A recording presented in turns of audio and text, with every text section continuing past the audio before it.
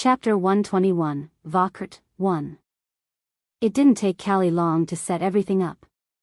She moved with the efficiency of a professional assassin, except instead of wielding a dagger, she wielded connections and paperwork. The broker she found for me was as meticulous as he was discreet, which suited my purposes perfectly. I handed the reins of my money over to Callie with a surprising amount of trust, though the mana oath certainly helped. Betrayal wasn't an option for her, not without severe consequences. With $3 billion now safely in hand, I was ready to proceed. Vokert, of course, wasn't going to accept my money without some pomp and ceremony. They insisted on consultations, evaluations, and a tour of their facilities before I could formally commit. All of it was complimentary, naturally.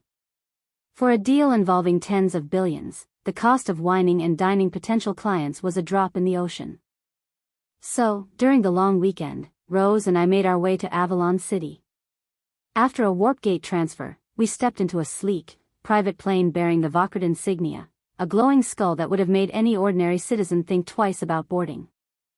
Do you offer this kind of premium service to all your clients? I asked Rose as I settled into the plush leather seat. The cabin exuded understated luxury, from the mahogany trim to the silent hum of mana-powered engines. Only to the one spending a small fortune, she replied with a smile. And, well, since you're my friend, you get the VIP treatment. Friends get perks. Noted. I smirked, leaning back. I suppose a few thousand on travel expenses is negligible when compared to the tens of billions I'm about to spend? Exactly. Rose gave a small shrug, as if the scale of this transaction were as mundane as grocery shopping. By the time we arrived in Avalon City, I was already mentally preparing for the next step. A self-driving car emblazoned with the Vokert logo, a glowing skull that practically screamed, "Yes, we deal with dark magic, and no, we don't care if you find it unsettling," was waiting for us. Isn't that logo a bit much? I asked as we slid into the car. To you, maybe, Rose replied, chuckling. To necromancers, it's practically a status symbol. If you ever visit the Western continent, you'll see it plastered everywhere. She wasn't kidding. In the Western continent, necromancy wasn't just accepted, it was celebrated. Vokert had built its reputation on catering to that very culture, becoming a powerhouse in the process. The car whisked us to Vokert's main branch in Avalon, a sprawling complex that gleamed with a mix of futurism and arcane artistry. We were ushered inside without delay, staff bowing politely to Rose as we made our way to a private elevator. As we descended to level B6, I felt the faint hum of powerful wards enveloping the space. When the elevator doors opened, we were greeted by three figures whose presence immediately commanded respect. They exuded a quiet strength, the kind that made you instinctively tread carefully. "Welcome, young lady," said the man in the center, his voice deep and resonant. He stepped forward, offering a nod to both of us. "I am Benjamin Vaughn, head necromancer of Vokert. These are my colleagues, Reed and Lily." Arthur Nightingale, I introduced myself, shaking their hands in turn. Benjamin studied me with sharp, assessing eyes. "I understand you're looking to purchase the Blood Wyvern skeleton. This is not a transaction we take lightly. The materials involved, as you know, are of the highest caliber." "I wouldn't expect anything less," I replied smoothly. "Very well," Benjamin said. "As you are aware, there are 4 critical components to assembling a lich: the skeleton, the source, the skull, and the staff. Additionally, given your mana rank of high silver, controlling a lich of this level will require significant measures. Please, walk us through your preparations." I nodded, touching my spatial ring. With a flicker of mana, 3 items appeared on the table before us. "This," I began, gesturing to the first item, "is an ancient grade artifact. I'll be integrating it into the staff to suppress the lich's power, allowing me to maintain control." The second item was placed beside it, a skull that seemed to radiate a dark, almost sentient energy. Its surface was etched with runes so ancient they looked more like cracks in reality than markings on bone. "This is the skull of an arch-lich. I intend to use it as the mind aspect." Finally, I revealed the basilisk heart. It pulsed faintly, a living rhythm that made the air around it feel heavy with potential. And this will serve as the source, the soul aspect. The three professionals stared at the items in silence, their expressions a mix of awe and disbelief. Incredible, Reed murmured, his hands twitching as though resisting the urge to reach out and touch the materials. These are extraordinary. Far beyond what most necromancers ever dream of working with. Lily, the alchemist, leaned in to examine the artifact. If we integrate this into the staff, it'll enhance the suppression mechanism while maintaining the harmony of the components. Benjamin, ever the professional, nodded approvingly. Your materials are indeed exceptional. The challenge now lies in ensuring that the skeleton harmonizes with these components. The Blood Wyvern's dark mana affinity is a strong match, but adjustments will be necessary to align it with the Arch-Lich skull and the basilisk heart. He gestured for us to follow him into a laboratory lined with shelves of preserved specimens and glowing tools. In the center of the room, suspended within a transparent stasis field, was the Blood Wyvern skeleton. Its blackened bones gleamed faintly, runes etched along the spine pulsating with latent power. This is the skeleton in question, Benjamin said. Shall we begin the compatibility analysis? I nodded, stepping closer to the skeleton. As the process began, I couldn't help but feel a rush of anticipation. The laboratory hummed with quiet energy as Benjamin, Reed, and Lily prepared to begin the compatibility analysis. The Blood Wyvern skeleton floated in its stasis field, runes etched along its length pulsating like the heartbeat of some ancient, dormant predator. Benjamin gestured to a large table, and a holographic projection of the skeleton appeared above it. A network of runes and mana pathways lit up in intricate patterns. First, we'll analyze the existing structure and mana resonance of the skeleton. Reed, run the baseline check. Reed nodded, stepping forward. He placed his hands on a console, his fingers moving deftly across glowing glyphs. The skeleton's structure began to shimmer in layers, its internal mana pathways appearing like a glowing web within the projection. Structural integrity is flawless. Dark mana resonance is excellent, ideal for necromantic applications. This skeleton is a textbook case for compatibility, but let's not get ahead of ourselves. Lily tapped her chin thoughtfully, leaning closer to the projection. The challenge will be integrating the basilisk heart. Its mana signature is far denser than the Blood Wyvern skeleton. If the pathways can't handle the sheer output of the source, it could destabilize the Lich during its creation. True, Benjamin agreed, his brow furrowed. However, the Arch-Lich skull offers a unique advantage. Its runic structure has an inherent ability to regulate mana flow. The trick will be balancing the resonance of the skeleton with the regulatory properties of the skull while ensuring the heart doesn't overwhelm the system. I suggest reinforcing the skeleton's mana pathways, Reed said, zooming in on a section of the hologram. Here, along the spine and the ribcage. We can inscribe additional stabilizing runes to channel the excess output from the basilisk heart without disrupting the harmony. Lily nodded. Yes, and we can enhance the mana programming pathways to synchronize with the artifact in the staff. The artifact's suppression properties will act as a safety net, preventing the heart's energy from exceeding the skeleton's limits. Exactly, Benjamin said, his voice steady but focused. But the mana programming must be precise. Arthur will need to use his own dark mana to fill these pathways, effectively binding the components together. If there's even a slight deviation, the entire structure could collapse. They turned to me, their eyes sharp and calculating. Arthur, Benjamin said, this isn't just about the quality of the materials.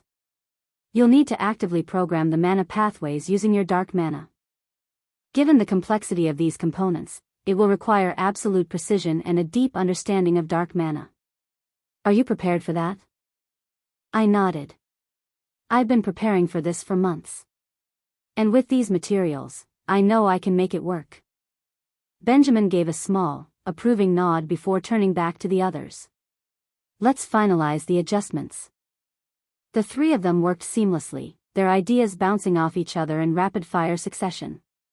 Reed suggested a unique rune pattern inspired by ancient necromantic texts, which Lily modified to improve mana efficiency. Benjamin, ever the perfectionist, overlaid additional layers of protection to ensure stability during the integration process. Finally, after what felt like hours, the holographic projection solidified. The skeleton was now overlaid with an intricate lattice of runes and pathways, each one glowing faintly in anticipation of the energy it would soon channel. Benjamin stepped back, folding his arms across his chest. Compatibility is excellent. The blood wyvern skeleton will harmonize perfectly with the basilisk heart, arch-lich skull, and the artifact staff once properly inscribed and programmed. He turned to me, his expression both serious and satisfied. Now, for the cost. I held my breath. $32 billion, Benjamin said evenly. This includes the skeleton itself, the rune inscriptions, and the mana programming pathways. Once the modifications are complete, the skeleton will be given to you in a state ready for integration. You will need to use your dark mana to bind the components together and complete the lich. I exhaled slowly, the number ringing in my ears. 32 billion. It was an astronomical sum, but I already knew the value of what I was building. This wasn't just a project, it was an investment in my future. I'll make the down payment today, I said, my voice steady. Very well, Benjamin replied. We'll begin the modifications immediately. With the materials you've provided, this will be one of the most extraordinary liches ever created. Chapter 122, Mana Programming, 1. After I'd finished signing the contract with Vokert, carefully scrawling my name on enough pages to rival the weight of the skeleton I was buying, I handed over the down payment with a heavy heart and heavier wallet. The ancient-grade sword from my personal collection gleamed mockingly as I placed it into the hands of Vokert's representative as collateral. It felt like a betrayal of sorts, like giving up a loyal companion to pay rent. But sacrifices had to be made, and this particular sacrifice was one step closer to the absurd goal of creating a lich. A fair trade? Time would tell. Rose, ever the gracious host, waited patiently by the exit, scrolling idly through her holowatch. You done selling your soul? She asked with a smirk as I joined her. Just about, I replied. Though I might need to sell a bit more if I ever want that sword back. She laughed, the kind of laugh that managed to be both friendly and mocking. Oh, don't worry. I'll make sure Vokert keeps it polished for you. Let's go. You've been glaring at those papers for so long I'm afraid you might turn them to ash. We stepped out of Vokert's sleek, fortress-like building and into the vibrant streets of Avalon City. It was hard to stay in a grim mood in a city like this. The air was temperature-controlled, the sky always an unnatural but oddly comforting shade of blue, and the streets pulsed with the quiet hum of vehicles. Rose insisted we explore, and who was I to argue? After all, she just helped me secure one of the most valuable skeletons I could ever dream of. Our first stop was a floating cafe that hovered a few meters above ground, tethered by shimmering cables that sparkled in the sunlight. The coffee wasn't particularly memorable, but the view of the city's winding streets, interwoven with towering crystalline skyscrapers, was worth every overpriced sip. You know, Rose said, stirring her drink with a faintly glowing spoon, you've officially ruined my standards. I don't think I'll ever be able to look at another client's project without thinking, well, it's not a lich. I'll take that as a compliment, I said, though the corners of my mouth twitched into a smile. It is, she said, grinning. You're ambitious, Arthur. That's a rare quality. Dangerous, but rare. We wandered through the marketplace next, where vendors displayed wares ranging from intricately enchanted trinkets to fresh produce that seemed to glow faintly with stored mana. Rose dragged me to a stall selling necromantic books, most of them overpriced junk, but a few caught her eye. This one's about enhancing undead reflexes, she said, holding up a thick tome bound in what looked suspiciously like snake skin. Not your style? Not unless I want my lich to dance, I replied. She snorted and put it back. As the day wore on, we ended up at one of Avalon's countless parks, where artificial streams meandered between carefully arranged trees and flowers. Thanks, Rose, I said, breaking the companionable silence as we sat on a bench overlooking the water. For everything.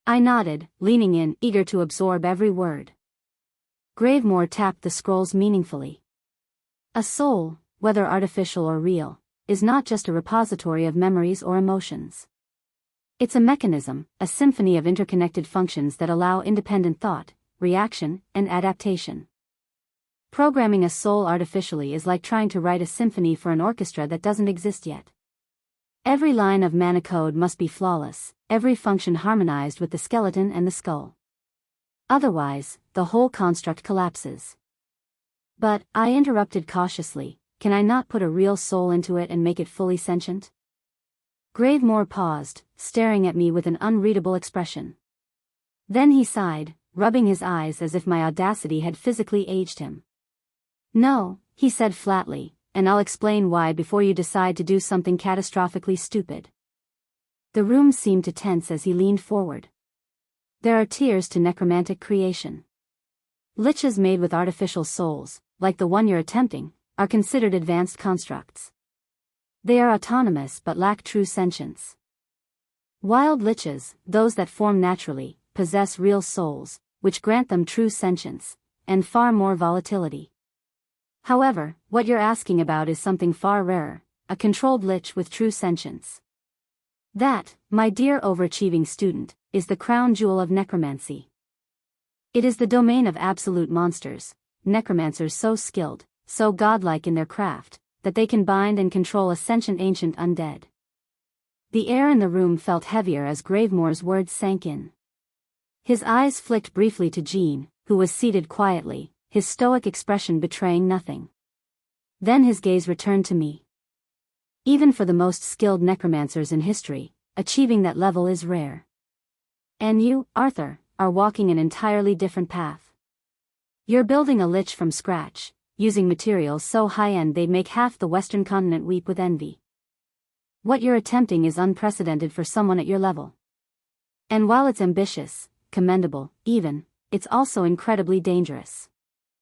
Got it, I said, keeping my tone light despite the weight of his warning. No sentient soul for now. Just a perfectly programmed artificial one.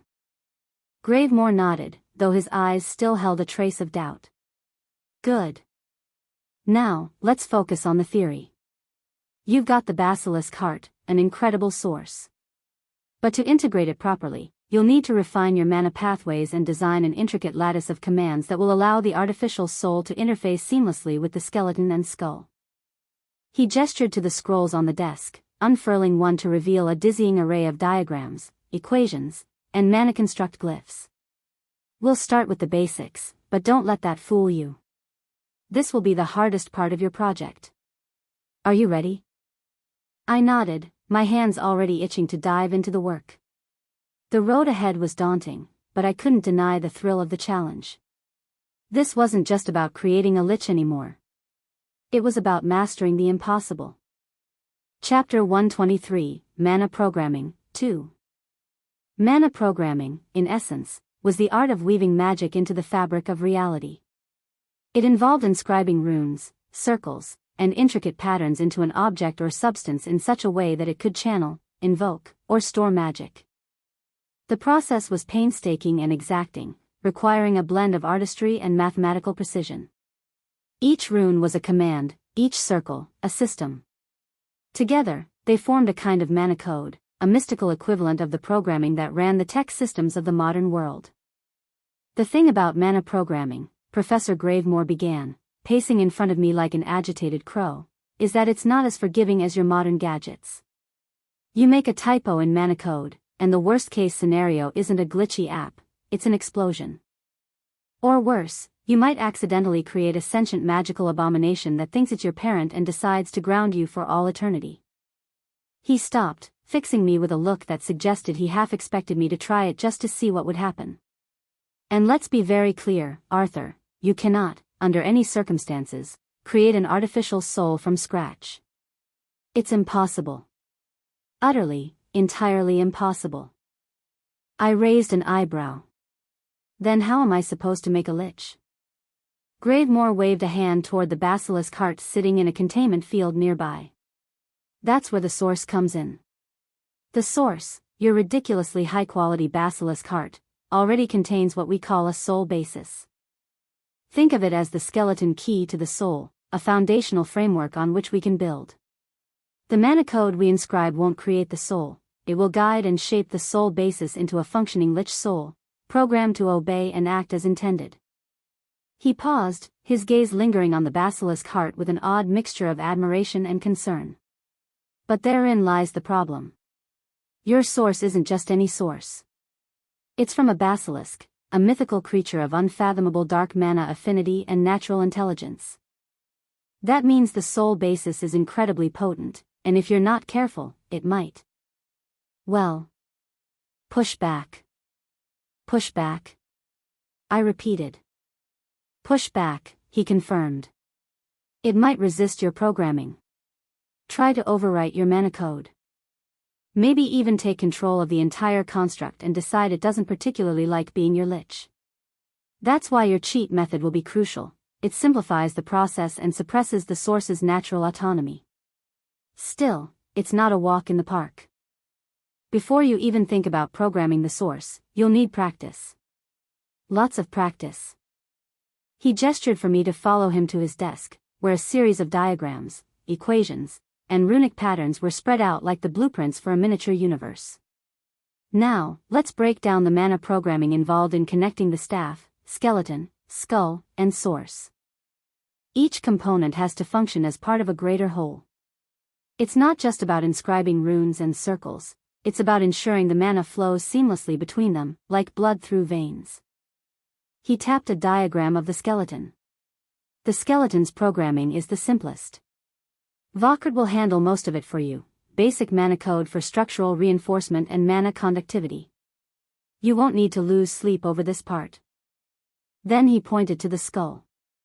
The skull, representing the mind aspect, is more complex.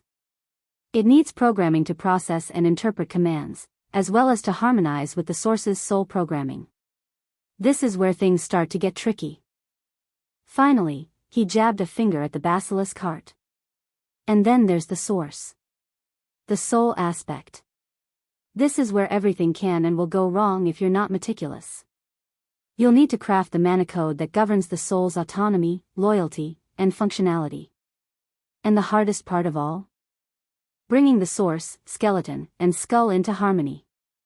A Lich isn't just a sum of its parts, it's a singular entity, and getting those parts to act as one requires precision most summoners can only dream of. He paused, looking me over like a jeweler appraising a rough gemstone. Vakrit can handle some of the programming for the source and skull if you can afford it. Frankly, I'd recommend it. They're leagues ahead of me in terms of technical expertise. But no matter how much you outsource, the final stage will be entirely up to you. And that stage is? I asked. Gravemore smiled grimly. Injecting your own dark mana. Specifically, from your black star. It will act as the final binding force, tying all the components together into a cohesive whole. But doing so will be the hardest thing you've ever done. The amount of control, concentration, and raw willpower required is. Well, let's just say it's not something most people would even attempt. I stared at the diagrams, the sheer complexity of the task settling over me like an unrelenting storm cloud. Each line, each rune, seemed to hum with potential disaster if misplaced. The enormity of the challenge was clear, but I wouldn't, back down now. All right, I said, the resolve in my voice steadier than I felt. Let's get started. Professor Gravemore nodded approvingly, though his expression carried the weariness of someone who had seen far too many bright-eyed students crash and burn. Good, he said. I'll assign you a foundational task, something to stretch your capabilities but also ground you in the essentials. The trifold sequence. It's the heart of the Lich assembly process, the framework that ensures the mind, body, and soul work in harmony. Without it, your Lich is nothing more than an elaborate paperweight. It won't be easy, but if you can master this, you'll be ready to take the next step. I nodded, feeling the weight of responsibility settle onto my shoulders. This wasn't just an assignment, it was the key to proving I could succeed where even seasoned necromancers hesitated to tread. Curiosity tugged at me, though, as it often did. Professor, I asked, have you ever made a lich yourself? Gravemore paused, his eyes narrowing slightly before he extended a hand. The air shimmered as he summoned something through a portal. The temperature in the room dropped, the shadows deepening unnaturally. Then it stepped out. A wave of oppressive dark mana hit me like a freight train, and I almost leapt out of my seat. A figure emerged, tall, skeletal, and radiating a presence so malevolent it was like the embodiment of a nightmare-given form. Its eye sockets burned with twin points of cold, unfeeling light, and intricate runes glowed faintly along its bones. A 7-star lich, Gravemore announced, his voice reverent but calm. Every component crafted with precision using 7-star materials. It has served me faithfully, though what you're attempting, Arthur, will far surpass it. When completed, your lich will be leagues beyond this one in potential. If, he emphasized the word with a steely look, you manage to unlock its full power. The lich tilted its head slightly, as if it had heard the challenge and found it amusing. Then Gravemore waved his hand, dismissing it back into the portal with a faint shimmer and a low, echoing hum. You see now, he said, his tone heavy, the enormity of what you've taken on. The materials you've gathered are extraordinary, yes, but assembling them into something functional, something truly remarkable, will demand everything from you. Skill, will, intellect, and patience. You cannot rush this, Arthur. The cost of failure is not just monetary. I nodded, the gravity of his words settling deep into my mind. I understand. I'll send the source and skull to Vokert for basic mana programming. I can't afford to make mistakes on this. Good, Gravemore said. Let them handle the preliminary runes and pathways. Their expertise will ensure a solid foundation. You've chosen a path most wouldn't even dare dream of walking. But if you succeed, his voice softened, though the intensity remained. I will be very proud. His words stirred something in me. Not just determination, but a flicker of pride in the challenge itself. I bowed deeply. Thank you, Professor. He dismissed me with a wave, muttering something about needing to prepare a stronger headache potion. I left the classroom, the cool air of the hallway a stark contrast to the oppressive energy I had just felt. Failure wasn't an option. I had the skull. The source. Soon, the skeleton would be ready.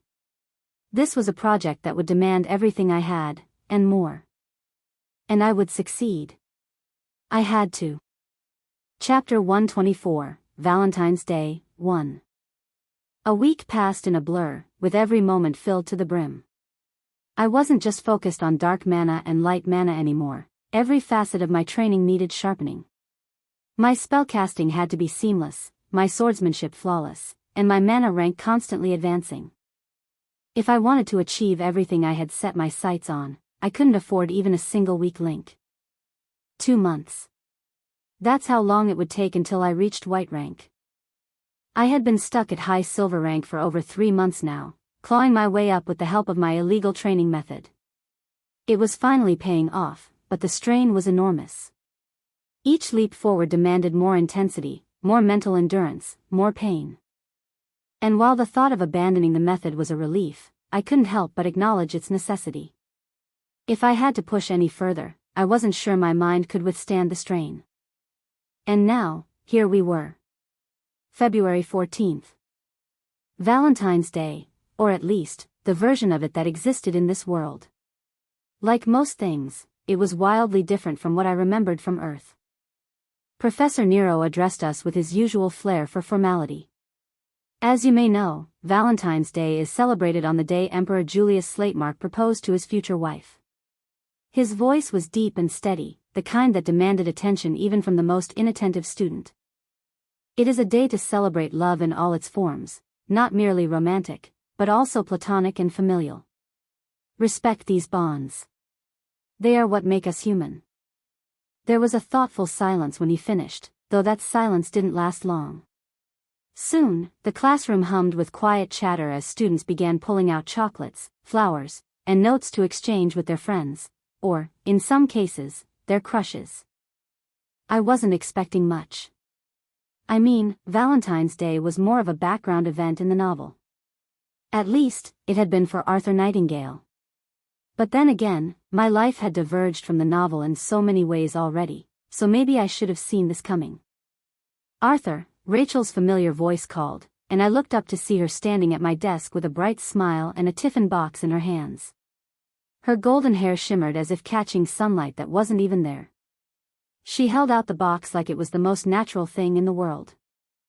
I made some chocolates. Tell me if you like them, okay?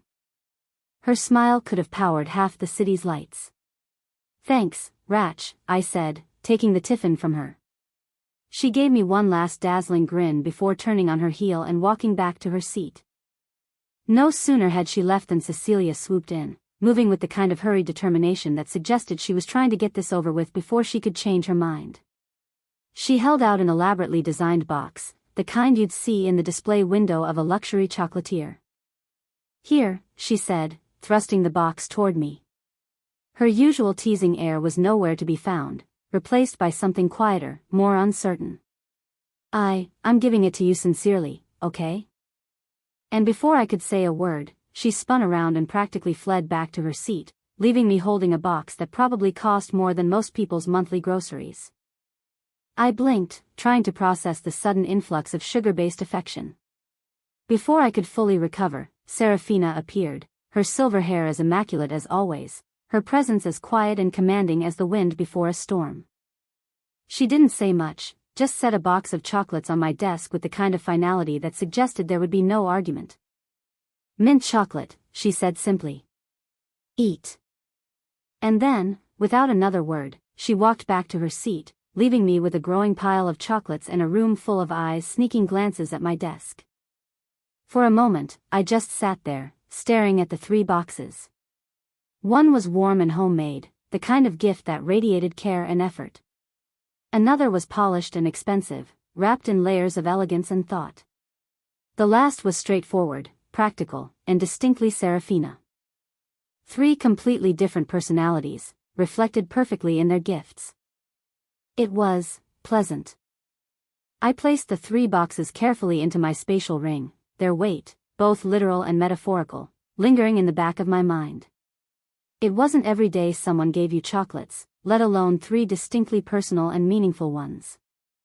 But there they were, nestled among my other items, a silent testament to connections I hadn't fully understood before. The second semester was proving to be different in more ways than just chocolates. The structure, for one, had shifted significantly, and for the better. The first semester had felt like a relentless barrage of practical evaluations, as if the academy was determined to grind us down to our core and see what was left. 3 evaluations before midterms alone. And that didn't include the countless other challenges we faced. This semester? Different. Lighter in some ways, though no less important. We'd already completed the first practical evaluation during the field trip to Nimran City. Now, only 2 major milestones stood between us and the end of the year, the end-of-year project and the Sovereign's tournament at the year-end festival. I welcomed the change. It gave me room to breathe, to focus on growing, not just in power, but in understanding. Because if I was going to achieve everything I'd set out to do, I needed to grow. A lot. And quickly. Lunch came around, and as I walked into the dining hall, the usual noise and energy greeted me like an old friend. Class A was already seated in our usual spot, the table at the far end of the hall that gave us just enough privacy to talk freely while still being part of the larger chaos. As I sat down, Rose appeared beside me, holding out a small box wrapped in silver paper. Here, she said, plopping it unceremoniously in front of me. Don't read too much into it. It's just a thank you for being a half-decent teammate during the field trip. I raised an eyebrow but took the box with a smile. Thanks, Rose. I'll try not to let the flattery go to my head. Good, she said, sliding into the seat across from me. It's already big enough. 4 boxes now. I glanced at the other boys at the table. Lucifer's seat had become a small shrine of affection, stacked high with boxes of chocolates, flowers, and even a few handwritten notes.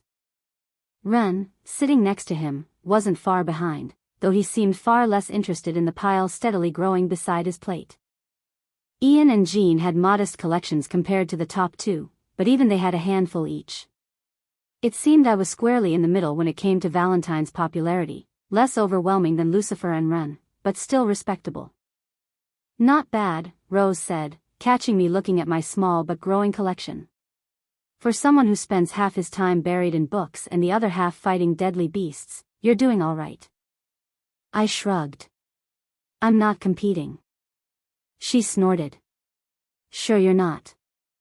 As the chatter around the table continued, my gaze wandered over to Rachel. She was sitting a few seats away, chatting with Cecilia, though her eyes flicked over to me every so often. Finally, I leaned over. Hey, Rach, I called softly.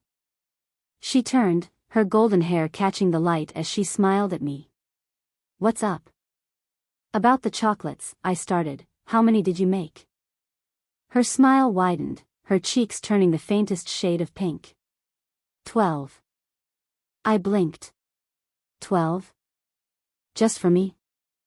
Of course, she said simply, as if it were the most natural thing in the world. I stared at her, dumbfounded. You didn't make any for Lucifer? Her expression flickered for a moment, her smile softening into something quieter, more sincere. Why would I? She asked. I wanted to make chocolates for someone who's precious to me. That threw me off balance. I had assumed, well, something different. Something more in line with how things usually went in Class A, where Lucifer's presence loomed over everything like a green-eyed shadow. But Rachel wasn't looking at Lucifer. She was looking at me.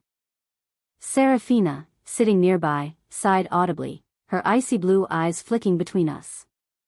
She reached up and made a little circling motion with her finger near her temple, the universal gesture for "Are you dense?" I couldn't even muster a response, still caught up in the unexpected weight of Rachel's words. She had said it so plainly, so matter-of-factly, as though it were the most obvious thing in the world. Arthur, Serafina said finally, her voice calm but pointed. Change your thinking. And for the first time, I really thought about what she'd meant. About what Rachel had said. About the connections I'd been too busy, or too blind, to see. Chapter 125, Valentine's Day, 2. Change my thinking. Serafina had said that to me so many times, like a mantra, like a warning. I had always brushed it off, tucked it away in the back of my mind like a note scribbled on a scrap of paper. But this time, it hit differently. Her words didn't just linger, they echoed, growing louder and louder until they became impossible to ignore. My chair scraped the floor when I abruptly stood. The shrill sound seemed to slice through the murmuring hall, turning heads. Rachel, eyes wide, called after me. Arthur, she said, a mixture of confusion and concern painting her features. We have afternoon classes. Are you all right? Crack. Something in my mind fractured with that single word. I cannot fully explain the noise, whether it was internal or external, but it rang in my ears like a shard of glass snapping under unbearable pressure. A dizzy spell followed, as though the entire hall shifted out of focus. My breath hitched, and for a moment, I wasn't sure if I was hearing my own thoughts echoing in my skull or if the world around me was literally tearing itself apart. I'm not feeling well, I managed, my voice distant to my own ears. I clutched at the air as though it might give me balance, but it was intangible, slipping through my fingers. I turned from Rachel, ignoring her outstretched hand. My body pivoted on autopilot, and I left the study hall with unsteady steps. Walking blurred into running. One moment, I was pacing briskly down a corridor, the next I was sprinting past startled classmates. The academy's ornate walls, lined with holodisplays of upcoming events, seemed to twist inward, narrowing into a labyrinth that offered no escape. Every stride echoed, a hammering tattoo that reflected my pounding heartbeat. There was no plan, just a primal urge to flee, to outrun the tumult inside my head. Doors and windows flashed by, flickers of illusions or advanced decorations I'd normally admire. But now they felt like threatening shapes, imposing and stifling. My lungs burned, but I kept going, driven by the crack I heard in my mind. It was like a fault line had opened in my psyche, each new step jarring it wider. I reached my dorm room without recalling how I navigated the labyrinth. One moment, I was in that never-ending corridor, the next I was stumbling through my door, and a suffocating hush enveloped me as it clicked shut behind me. My knees buckled, and I collapsed onto the floor in a heap, the polished surface cool against my sweating skin. Crack. Again. Louder, sharper, as if a giant hand was crushing delicate glass from the inside. I hissed in pain, hands flying to my head, trying in vain to press the noise out. My pulse hammered in my ears. My thoughts frayed, scattering across the surfaces of my memories. I felt reality shift again, or maybe it was my perception that lurched. The resulting vertigo made me want to scream. Time lost its grip. I couldn't tell if only seconds or entire hours passed. My breathing was ragged, each exhalation quivering as I tried to keep from sobbing. The ache in my chest and head merged, forming a tight coil of distress. Some intangible barrier, the one I'd erected around my heart, my mind, my entire life, had started to crumble, and it was terrifying. Crack. The final blow, a mental sound like 1,000 mirror shards raining onto a marble floor. My entire being clenched. I curled into myself, pressing my forehead to the floor. My body shivered. The illusions, the self-narrative I'd spun, all of it was unraveling in real time. I remembered, hazily, how I used to think of everyone around me as if they were characters in a grand story. Their roles, their arcs, the inevitabilities, none of it was real, was it? That was the excuse I told myself. That the world was a novel, a script, and I, the observer, was detached from true consequence. If something tragic happened, it was just part of the plot. If someone succeeded or failed, it was written to be so. They weren't real to me. They were placeholders. Or worse, objects to manipulate. And now, those illusions, those mental constructs, shattered. The sense of control that came from believing I was above the narrative, that the people around me were non-playable roles, dissolved like sugar in water. I gasped, coughed, and forced my eyes open. The reality of my small room felt oppressive. No illusions softened the corners, no wise narrator's voice explained the next chapter. Instead, I was just a person, stuck on a cold floor with the weight of 1,000 regrets pounding in my skull. What have I been doing? I muttered aloud, a broken rasp. My voice trembled, unrecognizable. Memories flooded in with painful clarity, the times I brushed off Cecilia's attempts to connect, mocking her manipulative aura without acknowledging her real feelings. The times I ignored Rachel's unwavering kindness, taking it for granted as a predetermined trait of her character. The times Serafina spoke truths to me, urging me to see the world for what it was, and I dismissed them as side dialogue in a novel. They weren't side characters. They were living, breathing humans with emotions, motivations, vulnerability. And I had treated them all like props. The realization hit me like a physical punch, and I doubled over, hugging my knees. My nails bit into my arms as I wrestled the wave of shame. The next day or so passed in a fog. I barely left the floor. I drifted in and out of shallow dozing, nightmares tangling with half-conscious regrets. Hunger pricked my stomach, but I couldn't muster the will to eat. My phone beeped occasionally with messages or class reminders. I ignored them. The only thing that seemed real was the breakdown in my mind, as though I had to soak in the consequences before I could re-emerge. During that time, I remembered glimpses, Rachel's gentle concern when I was ill, Cecilia's teasing comments that sometimes veiled genuine worry, even Lucifer's stoic presence that might have shielded me once or twice. Each memory was no longer just a snippet in a story. It felt heartbreakingly human, raw, as if I'd been colorblind and was only now seeing hues for the first time. I realized the hollowness of the emotional distance I had created. Was I this blind to their struggles, their joys, their pains? The question reverberated. On the third day, something in me shifted. Maybe it was survival instinct. Maybe it was a spark of defiance. Lying on the floor, wallowing in guilt and sorrow, couldn't fix anything. Slowly, I propped myself up. My limbs felt weak, a dull ache radiating along my muscles. My reflection in the mirror across the room looked gaunt, eyes ringed with dark circles, hair disheveled. I took a shaky breath, placed a hand on my chest, and felt my heart beating. Steady, persistent, real. I stared at my reflection, letting the last vestiges of denial drain away. There were no chapters, no cunning author controlling my strings. It was just me, stumbling along in a complicated, real world. The question was, could I stand, literally and metaphorically? I forced myself to my feet. My head spun. My knees wobbled. I braced against a shelf, rummaging for a bottle of water. Gulping down half of it, I realized how dehydrated I was. This is real. This is what your life is like if you don't pretend it's all a game. I reminded myself. The dryness in my throat, the hunger pangs in my stomach, the trembling of my hands, these were incontrovertible facts, not mere script details. This was real. I was real. Chapter 126, Vokert 2. I picked up one of the chocolates Rachel had given me and bit into it. It was rich and sweet, with a faint bitterness that melted away on my tongue. Then I reached for Cecilia's box, then Seraphina's, then Rose's. Each had its own flavor, its own personality. Rachel's was handmade, a little imperfect but undeniably warm and comforting. Cecilia's was elaborate and expensive, sharp and bold.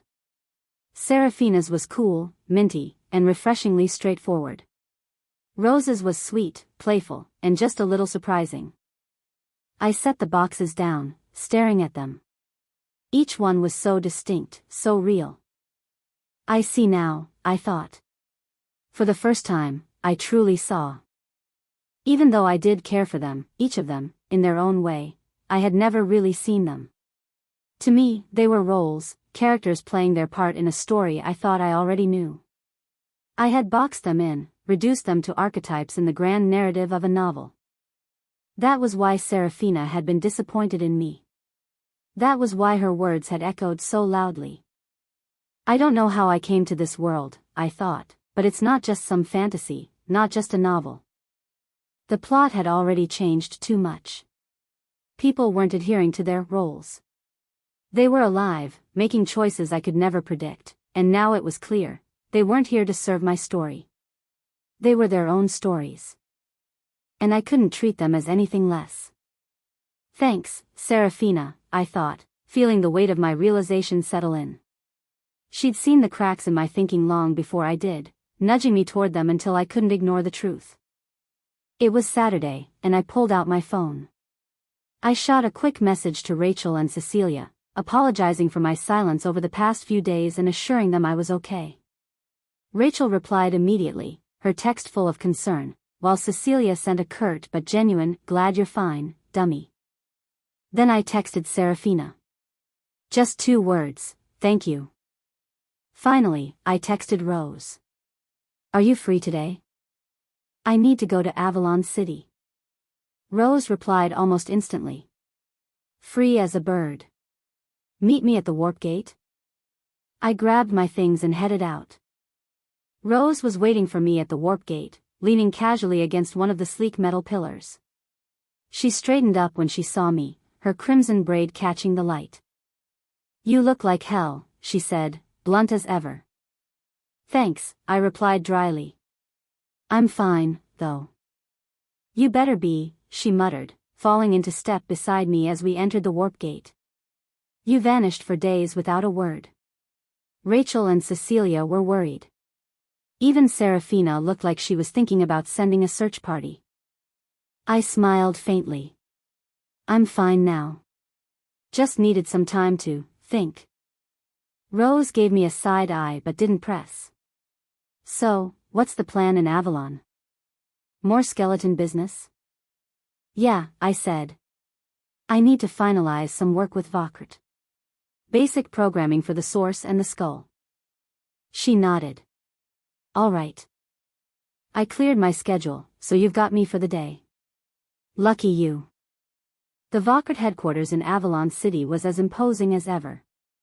The glowing skull logo seemed to glower at us as we approached, its eerie light contrasting with the otherwise futuristic elegance of the building. The receptionists greeted Rose with deference, bowing slightly as she led the way to the elevators. We descended to level B6, where Benjamin, Reed, and Lily were waiting in the same dimly lit lab as last time. Benjamin greeted us with his characteristic calm, while Reed gave a curt nod, and Lily offered a polite smile. "You're back sooner than I expected," Benjamin said, his sharp eyes glinting. "I assume you've made your decisions?" "I have," I said, placing the source and the skull on the table between us. "I want you to handle the basic programming for these." The three of them exchanged glances, murmuring quietly to each other. "It's a reasonable request," Lily said finally.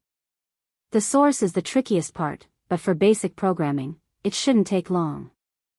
Reed leaned in, inspecting the basilisk heart with something akin to reverence. "Incredible material," he muttered. "The sheer potential here." "Are you certain you want to handle the final coding yourself?" "I'm certain," I said. "But the foundational work, connecting it to the skeleton, ensuring compatibility, that's where I need your expertise." Benjamin nodded. "We can do that. It's a delicate process, but nothing beyond our capabilities." "How much will it cost?" I asked, bracing myself. "Nothing," Rose said, cutting in before Benjamin could answer. "This level of work is a fraction of what you've already paid for the skeleton. It's practically negligible in comparison." Benjamin inclined his head in agreement. "The young lady is correct. This is minor work compared to the assembly of the skeleton. Consider it part of the service." I let out a breath I hadn't realized I was holding. "Thank you." Rose smirked. "Don't thank me yet. They'll still want to take their time. You're working with some of the best in the field, and they'll make sure every detail is perfect." "I wouldn't expect anything less," I said, watching as Benjamin and his team began circling the materials like hawks, their murmurs carrying the weight of scholarly obsession. They were already tossing around terms I didn't fully understand, their voices a harmony of technical jargon and enthusiasm. Benjamin suddenly looked up. "Before you go, we need to discuss something." I paused, turning back to face him. "What is it?" He crossed his arms, his expression thoughtful yet faintly apologetic. "The issue now is the sheer disparity in the material's quality." My stomach tightened. "Disparity?" Benjamin gestured toward the table, where the skull, the skeleton plans, and the basilisk heart lay side by side like contestants in a macabre beauty pageant. "The skull, as you know, is from a 9-star arch-lich, a specimen of unparalleled power. The skeleton, while exceptional, is from an 8-star blood wyvern. That's already a 1-star gap, which we can work around. The real issue is the source. It's a full tier beyond even the 9-star arch-lich skull and 2 tiers above the skeleton." I frowned. "Does that make it impossible to assemble?" Lily shook her head. "Not impossible. But challenging. You're already planning to use a limiter for your control, yes?" I nodded. "Good," Benjamin said. "We'll need to add another limiter, specifically targeting the basilisk heart. This will cap the lich's potential at 8-star until you upgrade the skeleton to match the other materials. Only then will the lich be able to ascend to 9-star and beyond. Without the limiter, the imbalance could destabilize the entire construct," Reed added, his tone grim. "It's not just about control, it's about keeping the thing functional. The basilisk heart alone has the potential to overwhelm the rest of the components." "But with the limiters, I can still upgrade it later?" I asked, my brows furrowing. "Precisely," Benjamin confirmed. "The limiters will ensure the lich's growth is in harmony with your materials and your mana rank. Once you obtain a 9-star skeleton, the path to creating an arch-lich will reopen." I let out a slow breath. "All right, I can live with that." Lily exchanged a glance with Benjamin, then added delicately, "There's one more thing. To apply the limiter effectively, we'll need to weaken the basilisk heart permanently." That hit like a punch to the gut. Weaken it? Why? A basilisk heart is an artifact of unimaginable power, Reed explained. Even with the limiters, it's a source worthy of a Lich King. To safely integrate it with the other components and ensure stability, we'll need to reduce its raw potency. Think of it as trimming down a masterpiece, not to ruin it, but to make it compatible with the rest of the structure. But it won't stunt the Lich's potential? I pressed. No, Benjamin reassured me. The Lich's ultimate potential will remain unchanged. This is simply about making the components work together at their current levels. The growth of the Lich will still depend on your future upgrades. I paused, considering this. What happens to the parts you cut off? They'll still retain a significant amount of power, Lily said, her voice measured. Even as fragments, they'll be invaluable. You could sell them for a small fortune, easily more than you spent here at Vokrt. That kind of material would be highly sought after by alchemists, researchers, even other necromancers. Luna's voice rang in my mind, calm but firm. Don't sell it. There's something else you can use it for in the future. Trust me. I'll keep the cut-off parts, I said finally, my voice steady. Benjamin inclined his head in approval. A wise choice. We'll package them separately when the project is complete. It will take approximately a month to finalize everything. When it's done, you'll receive the programmed skeleton, skull, source, and the separated fragments of the basilisk heart. Thank you, I said, inclining my head toward the three of them. Benjamin gave a slight bow. Your ambition is admirable, Arthur Nightingale. We'll ensure it's matched by the quality of our work. As I turned to leave with Rose at my side, the gravity of what I was undertaking settled on my shoulders. This wasn't just a project anymore, it was becoming a battle of wit, resources, and sheer will. And I had no intention of losing. Chapter 127, Vokrt 3. After I wrapped up my work with the Vokrt team, Rose caught my arm and flashed one of her ever-persistent smiles. How about a tour of the facility, she offered. Since you're here, might as well see what other treasures we have for necromancers and dark mages. I'm not exactly a necromancer, I pointed out, falling into step beside her. And technically, I'm more of a hybrid dark mage with a touch of insanity. She snorted. Semantics. You're building a Lich from scratch, Arthur. That puts you squarely in the club, whether you like it or not. Come on, let me show you what our Empire of Gloom has to offer. We walked through a sleek, futuristic corridor lit with soft blue light, the walls lined with display cases that held items ranging from mundane dark mana trinkets to artifacts that pulsed faintly with power. Each case had a holographic label hovering beside it, listing specifications and astronomical price tags that could make even a dragon choke on its hoard. You know, Rose began, her voice taking on that breezy, conversational tone she used when she wanted to drop something heavy on me. When you successfully create your Lich, you'll be one of only about 500 people in the world with one. I paused, glancing at her. 500? I'd have thought there'd be more. Only ascendant rankers and above can even hope to make something like that, she said, running her fingers along the edge of a display case housing a cracked bone flute. The air around it hummed faintly, like it was desperate for someone to play it. And even then, most of them don't bother. It's too costly, too risky. Well, let's just say you're an exception to the rule. Yeah, but mine won't exactly be a top-tier Lich at the start, I admitted, rubbing the back of my neck. And I'm sacrificing my potential as a full necromancer to make this work.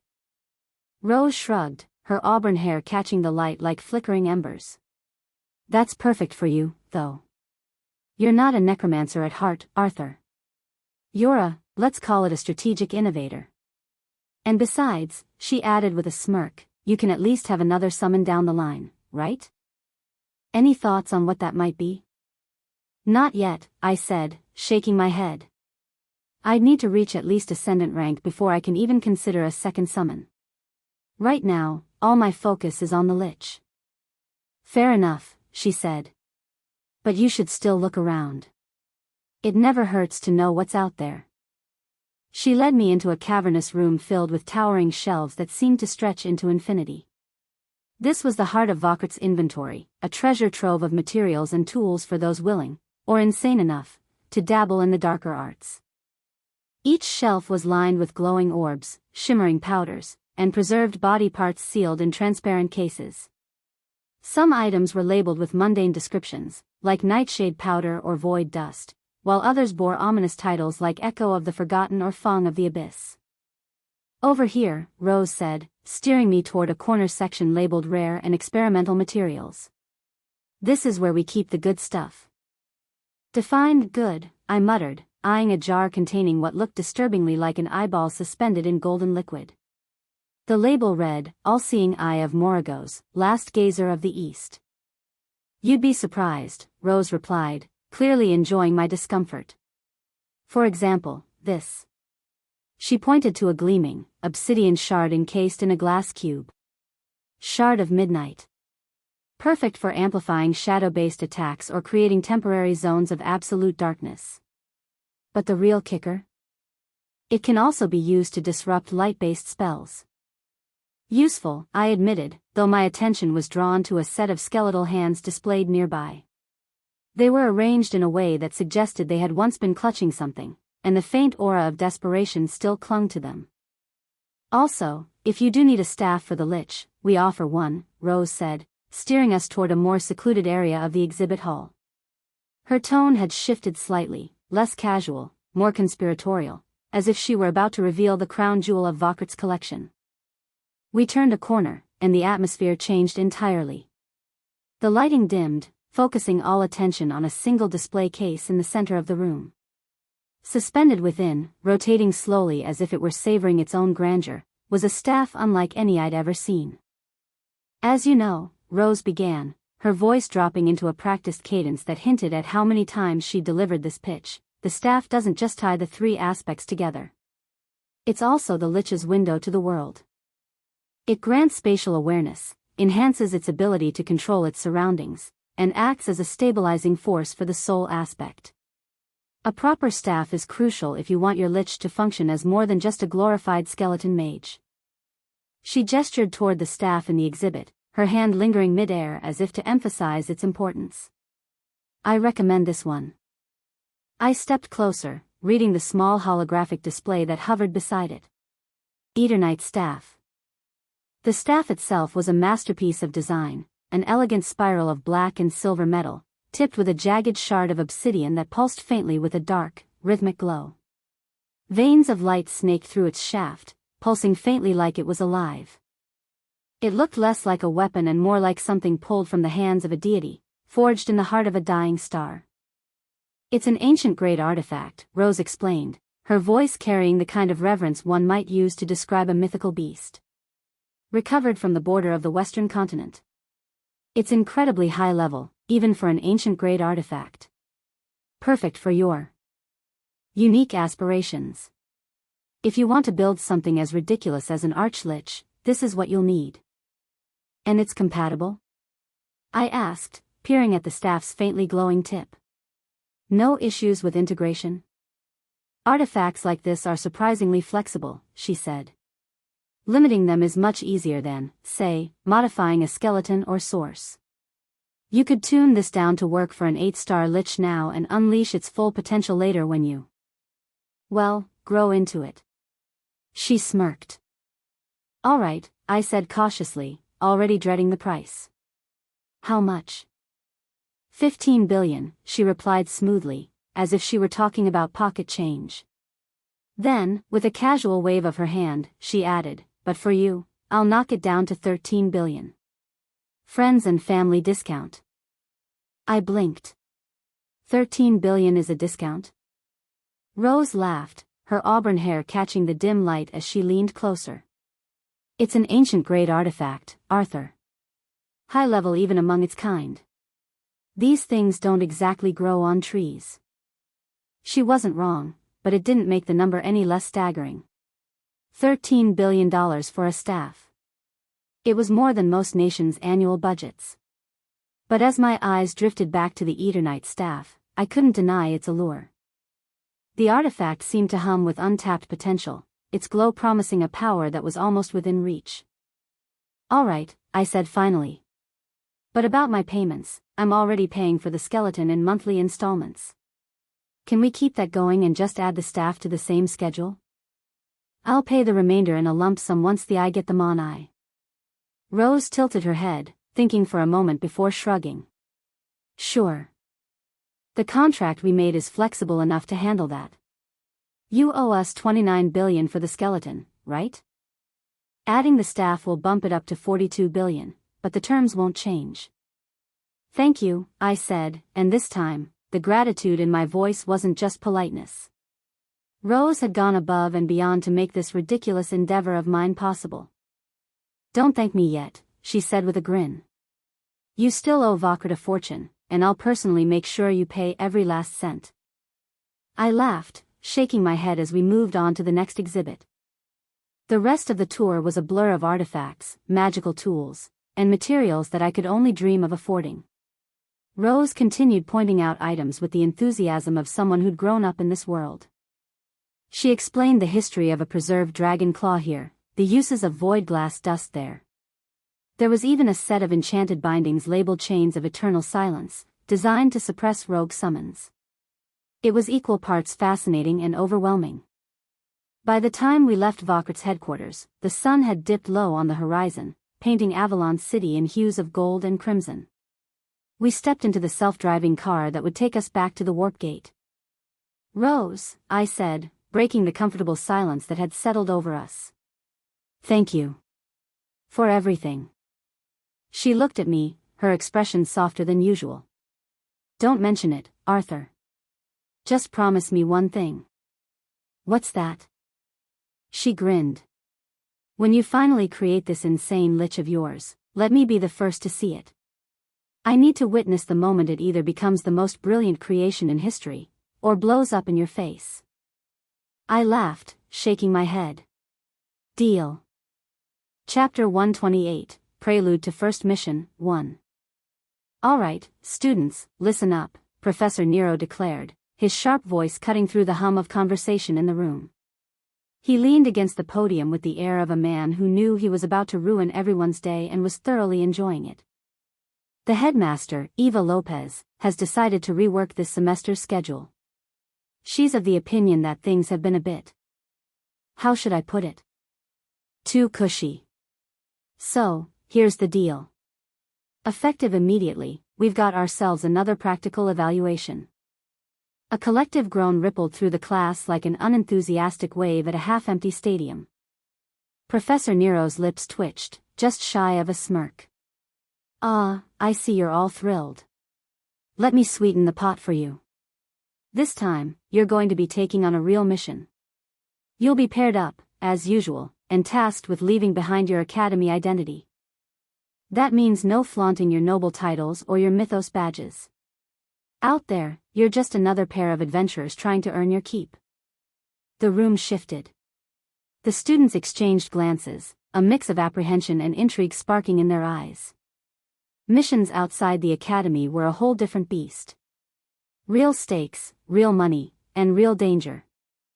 "Speaking of money," Nero continued, with the casualness of someone mentioning the weather, "whatever you earn from the mission, you get to keep. Consider it a little reward for stepping into the real world." That got a few raised eyebrows.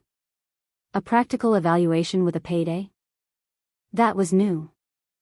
"Now," Nero said, straightening, "this will also be the last time you'll be working with your current partners. So make it count. Next year, you'll face a whole new system. This is just a trial run to prepare you for what's coming in the second year and beyond." I leaned back in my seat, my mind turning over the implications. So Headmaster Eva is making her presence felt. This wasn't something that happened in the novel. A deviation. It wasn't surprising, really. A living, breathing world wasn't bound to stick to the confines of a written plotline. The novel's events were a guide, not gospel.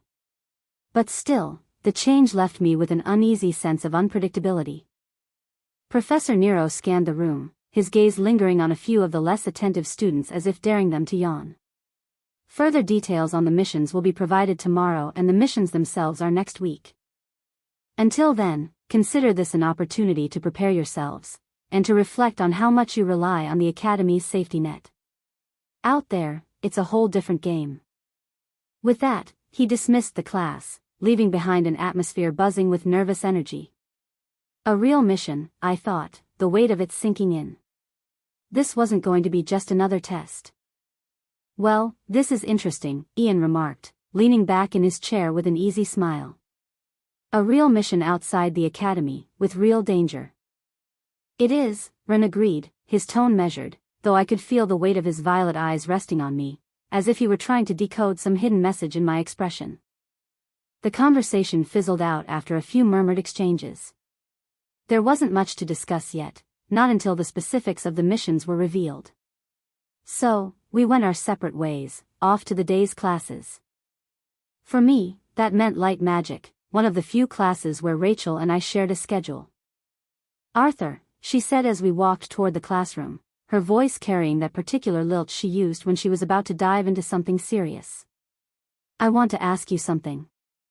What is it, Ratch? I replied, glancing at her. The sunlight caught in her golden hair as she walked, giving her an almost ethereal glow. Fitting for a saintess. How can you use light magic with dark magic? She asked, tilting her head slightly. I mean, those two elements are true opposites. They shouldn't coexist in the same person, let alone work together. I expected the question sooner or later, especially from her. Light and dark magic weren't just elements, they were philosophies, forces of nature that were never meant to overlap. Well, my gift helps, I said with a shrug, but I can't merge them together, if that's what you're thinking. It doesn't work like that.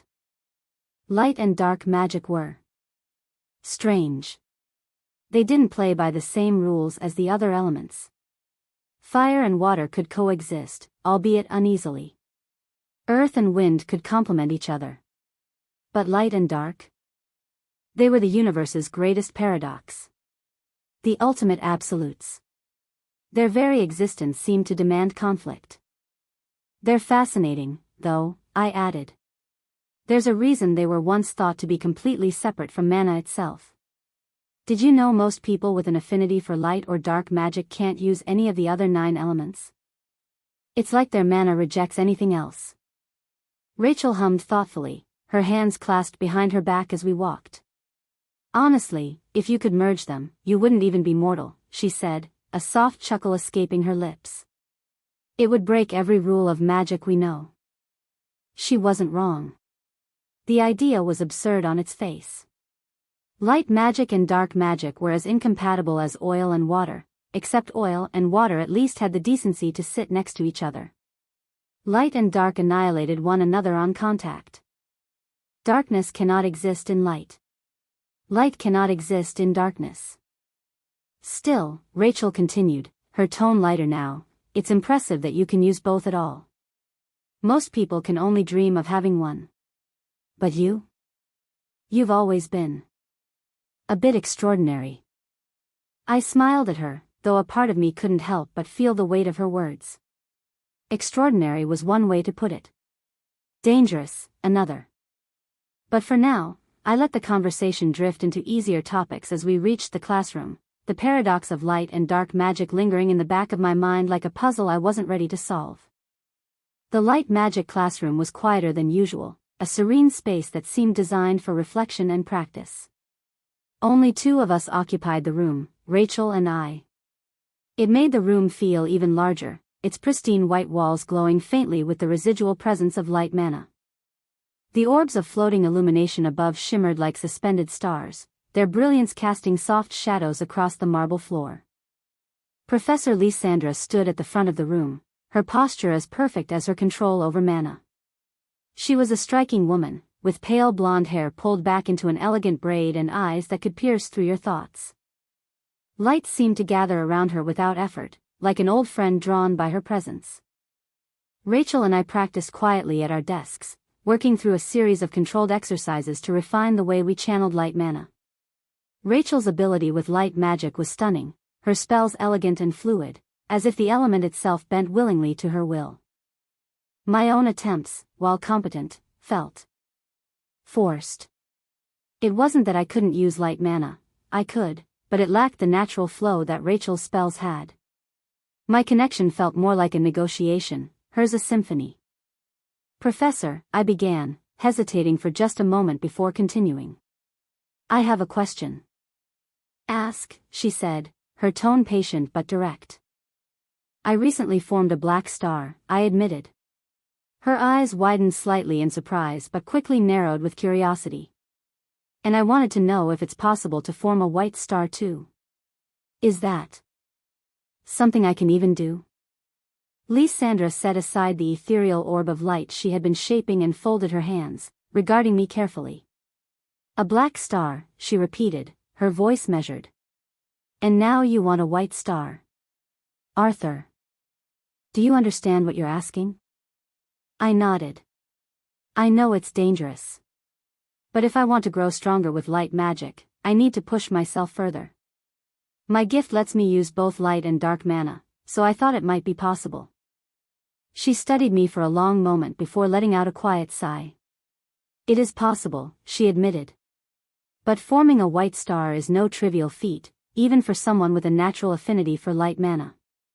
And you're a special case. Your gift may allow you to use both elements, but light and dark are natural enemies. They devour each other, Arthur. If you ever attempt to use both stars simultaneously, well, I imagine the result would be catastrophic. I swallowed hard. I wouldn't use them together. I just need to know if it's the same process as forming the black star. It is, she said, her voice tinged with warning. The principles are the same: compression, purification, and an unwavering focus. But forming a white star will demand an even higher level of precision. Light mana is finicky. It's less forgiving than dark mana. Any mistake, and you'll disrupt the harmony of the process. I nodded, absorbing her words. I knew forming a black star had been an uphill battle, but light mana had always felt more distant to me, less natural. It would be like trying to carve something delicate out of glass. One wrong move, and it would shatter. And one more thing, she added, her tone sharper now. You need to make a choice, Arthur. Once you form a white star, you must never lose sight of the fact that it exists separately from the black star. They are not two halves of a whole. They are two worlds that must never meet. Keep them apart, always. I understand, I said, though the weight of her words settled heavily in my chest. The path ahead was becoming clearer, but it wasn't going to be easy. Chapter 129, Prelude to First Mission, 2. Four circle spells were a whole different beast compared to the simpler, more rudimentary ones I'd been perfecting in the past. While I had the Laplace method to help streamline my casting of 5 circle spells, the 4 circle ones still required the traditional approach, a precise balance of mana flow, structure, and sheer will. That's where Cecilia came in. Her expertise in spellcasting was leagues beyond mine, even without the aid of a mind aspect gift. She didn't need flashy tricks or shortcuts, she was just that good. We stood in one of the Academy's training arenas, a sprawling expanse lined with adjustable targets and enchantments that simulated real combat. Cecilia, as usual, was in full tutor mode, arms crossed, golden eyes sharp and unwavering, her regal presence almost oppressive. I was convinced she could critique the wind if it didn't blow just right.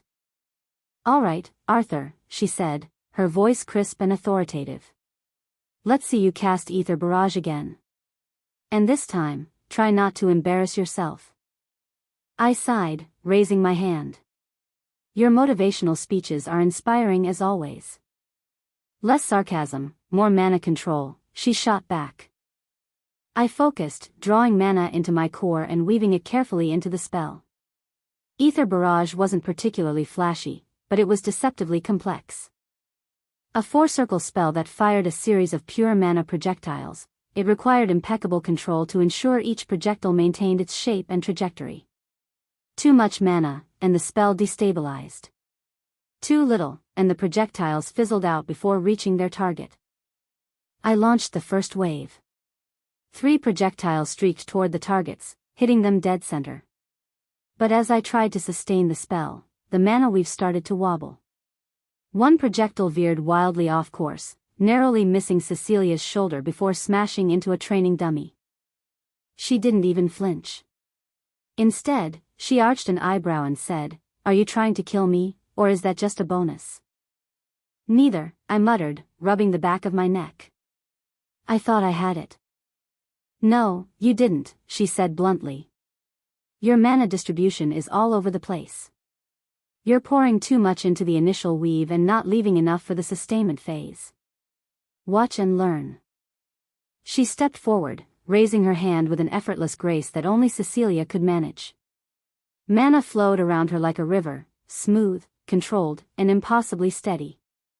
In seconds, she conjured a series of glowing projectiles, each one perfectly shaped and humming with energy. She flicked her wrist, and the projectiles launched, hitting every target in rapid succession with pinpoint accuracy.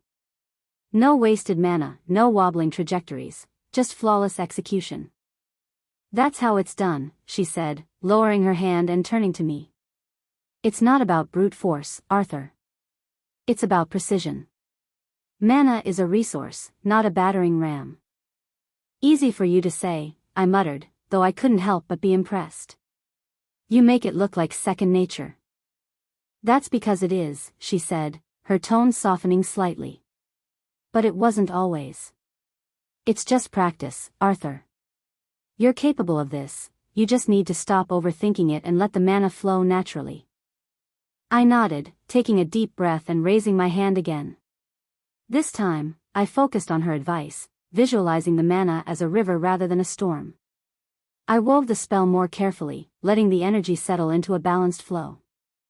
The first 3 projectiles launched cleanly, and for the first time, I managed to sustain the spell long enough to fire a second wave. "Better," Cecilia said, a small smile tugging at the corner of her lips. "Still not perfect, but better." I grinned, feeling a small surge of pride. "Thanks, Cecilia."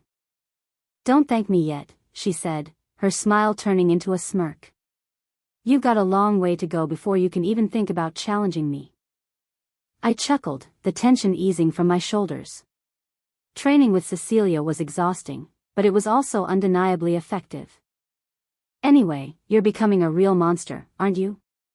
Cecilia said, her tone breezy but her crimson eyes sharp, studying me like one might examine an overly ambitious science project. "What's your end-of-year project?" I hesitated for a moment. She didn't know yet, and a part of me braced for the inevitable explosion of disbelief. "I'm making a lich," I said, as casually as one might announce they were baking a cake. Cecilia's expression didn't shift. She simply nodded, her lips twitching upward in a polite, almost dismissive smile. "Oh, nice. A lich is a good project." I blinked. That was it? No gasp of horror, no incredulous laughter. She might as well have told me I was working on a school essay. My brain did a double take, trying to process the lack of reaction. "You're not surprised?" I asked, unable to stop myself. She smiled then, slow and deliberate, a smile that carried just enough coyness to make my stomach drop. "Oh, I am," she said, her voice lilting with amusement. "Trust me, I am." But then I remembered who I was talking to. I raised an eyebrow. And it's you," she said, crossing her arms and leaning slightly closer, her smile sharpening. "An idiot." So it made sense. I stared at her, caught somewhere between offense and reluctant amusement. "That's your logic?" "Absolutely," she said, straightening up and brushing an invisible speck of dust off her sleeve. "You're brilliant, Arthur, don't get me wrong. But you're also the kind of person who hears impossible and takes it as a personal challenge. So, yes. A lich.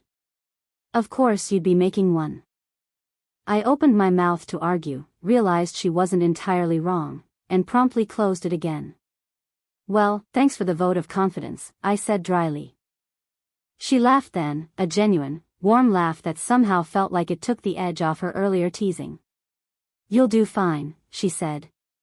"You're crazy, but you're also, well, you." I wasn't entirely sure what she meant, but the way Cecilia said it carried a confidence that made the air feel just a little lighter. "So you think I'll succeed?" I asked, tilting my head. A part of me couldn't resist fishing for a bit more of that oddly rare encouragement. "Yeah," she said, her nod as casual as if she were agreeing on the weather.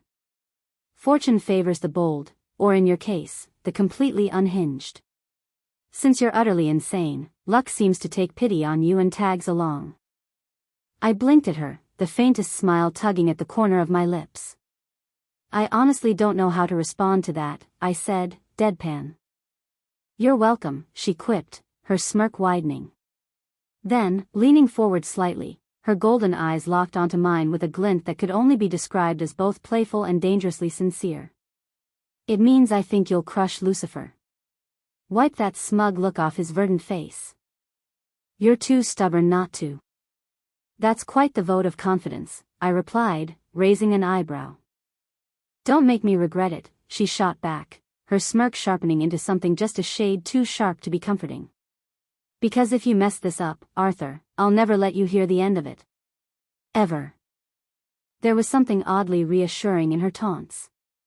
Because under the sarcasm and sharp wit, there was no mistaking it, Cecilia genuinely believed I could do it. And maybe, just maybe, that made me believe it a little more too. Chapter 130, Prelude to First Mission, 3. The mission came in a sealed envelope, its holographic seal flickering faintly before dissolving under my thumbprint. Serafina and I exchanged a glance as we skimmed the details: an assassination of a white ranker in a city deep in the southern continent. I could almost hear the unspoken thought passing between us: so much for easing into this new, practical evaluation. The academy didn't coddle its students. That much was clear. Killing was not just expected but baked into the curriculum by the second year, like an unpleasant but necessary ingredient in a recipe. This was no exercise or simulation. We were being taught the ugly, functional truth of the world. Sometimes, survival required you to pull the trigger or swing the blade, and sometimes, survival wasn't enough, you had to win. For now, the details of the mission were set aside, though the weight of it lingered in my mind. Instead, I turned my focus back to the ever-expanding labyrinth that was the theory of necromancy. The lich, my lich, was gradually taking form in my mind. Not physically, of course, it was still a scattered puzzle of components and calculations. But every hour I spent poring over Professor Gravemore's lectures, Vachert's reports, and my own research brought me closer to understanding how to bring it to life.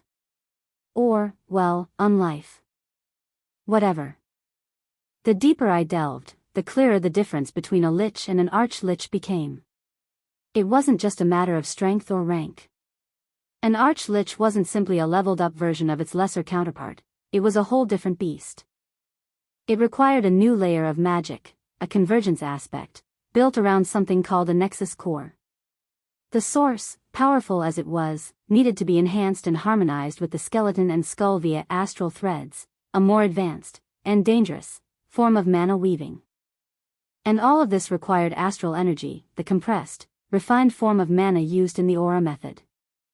The complexity was staggering. If building a lich was like assembling a car, constructing an arch-lich was like engineering a spaceship. And that wasn't even accounting for the fact that I'd need to be much stronger myself, at least ascendant rank, to even attempt it. The idea was both daunting and exhilarating. For now, though, I had to be realistic.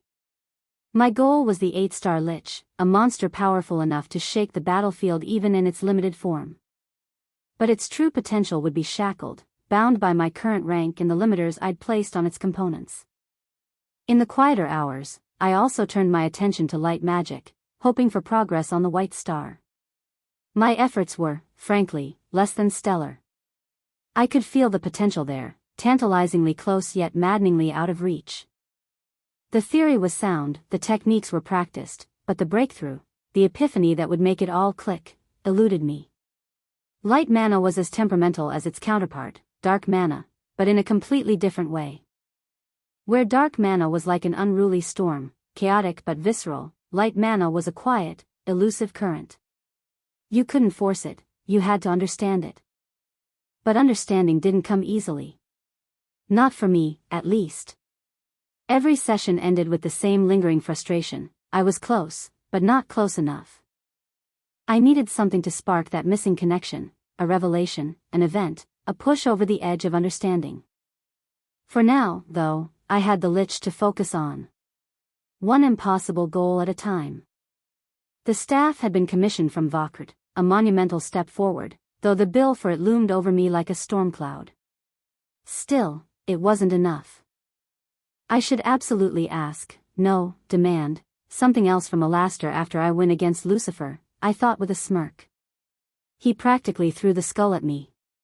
He's invested, whether he admits it or not.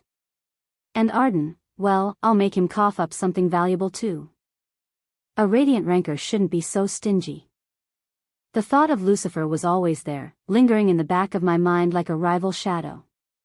In many ways, we were equals, yet utterly different. His mastery of the sword was superior to mine, no argument there. But he didn't have dark mana or light mana, the two rarest, most potent elements. I had both. That was my edge, though my edge was a double-edged blade, requiring mastery of two forces that hated each other at their core. Still, I would wield it. This wasn't a novel anymore. It hadn't been since I got here. The idea of a protagonist, of someone destined to win, was a comforting lie. There was no destiny, no script to follow. There was just the world and what I chose to make of it. And I wasn't going to let Lucifer win. The mission was straightforward in its brutality, assassination. The target was a white rancor residing in a city deep in the southern continent. Seraphina and I were tasked with infiltrating and eliminating him, no questions asked. The Academy didn't mince words when it came to these evaluations. This was a real mission, not a training exercise. I found Seraphina in the library, quietly flipping through a book on ice magic. Her serene presence was as sharp and cold as ever, a contrast to the heat of the southern continent where we were heading. Ready for the mission? I asked, sitting across from her. Her silver blue eyes glanced up at me, unruffled. I'm always ready. Are you? As ready as I'll ever be, I replied, leaning back in the chair. It's an assassination, after all. I doubt they're rolling out a red carpet for us. She gave a small nod. We'll need to be efficient.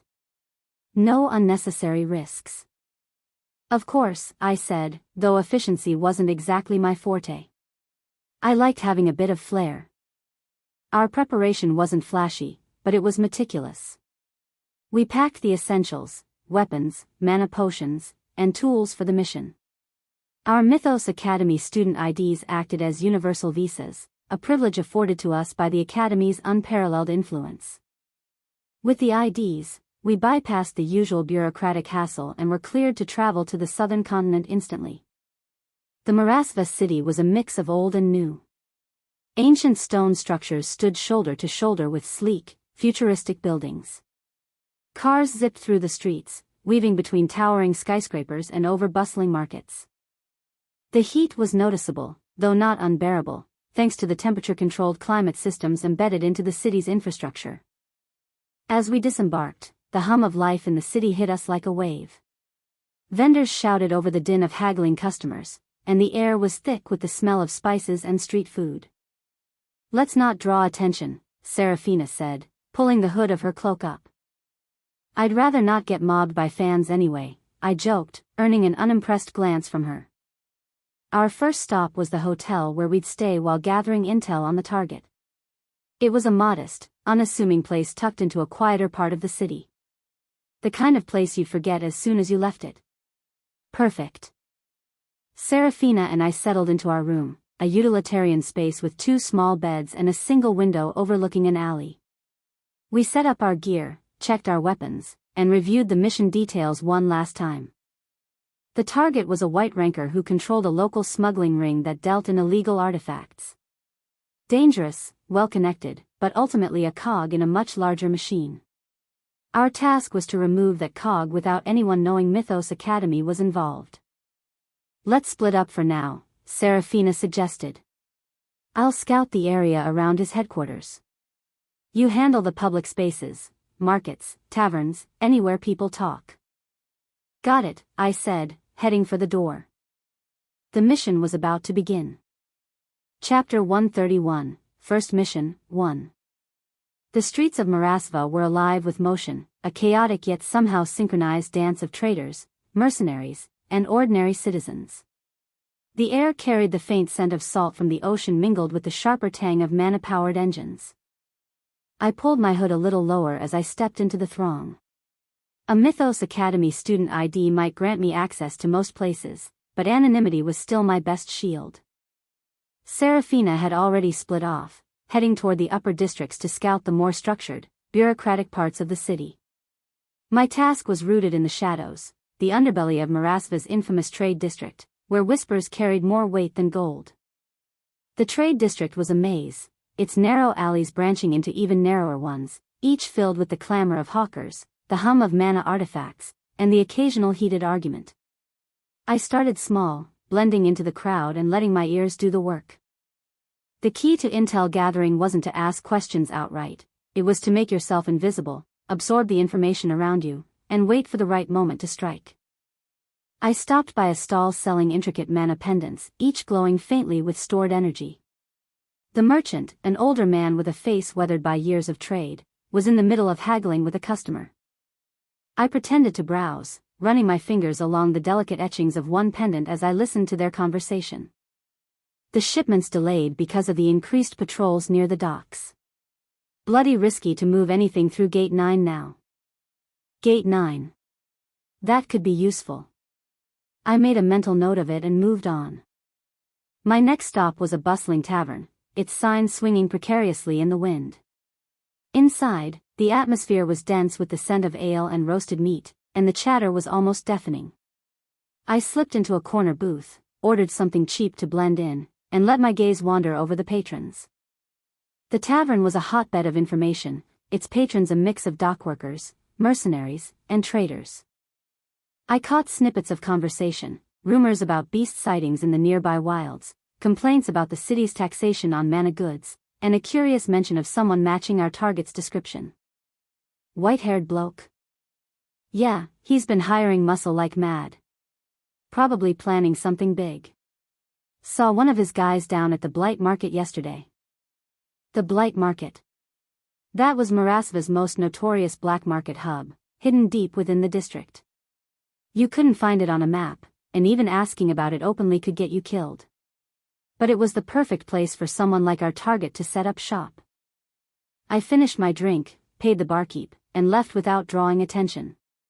My next step was to locate the Blight Market without getting stabbed, or worse.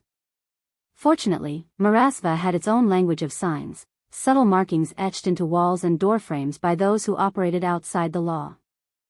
A coiled serpent carved near the base of an alley told me I was on the right track. The deeper I went, the more the city seemed to change. The polished facade of the trade district gave way to crumbling buildings and shadows that seemed to stretch unnaturally.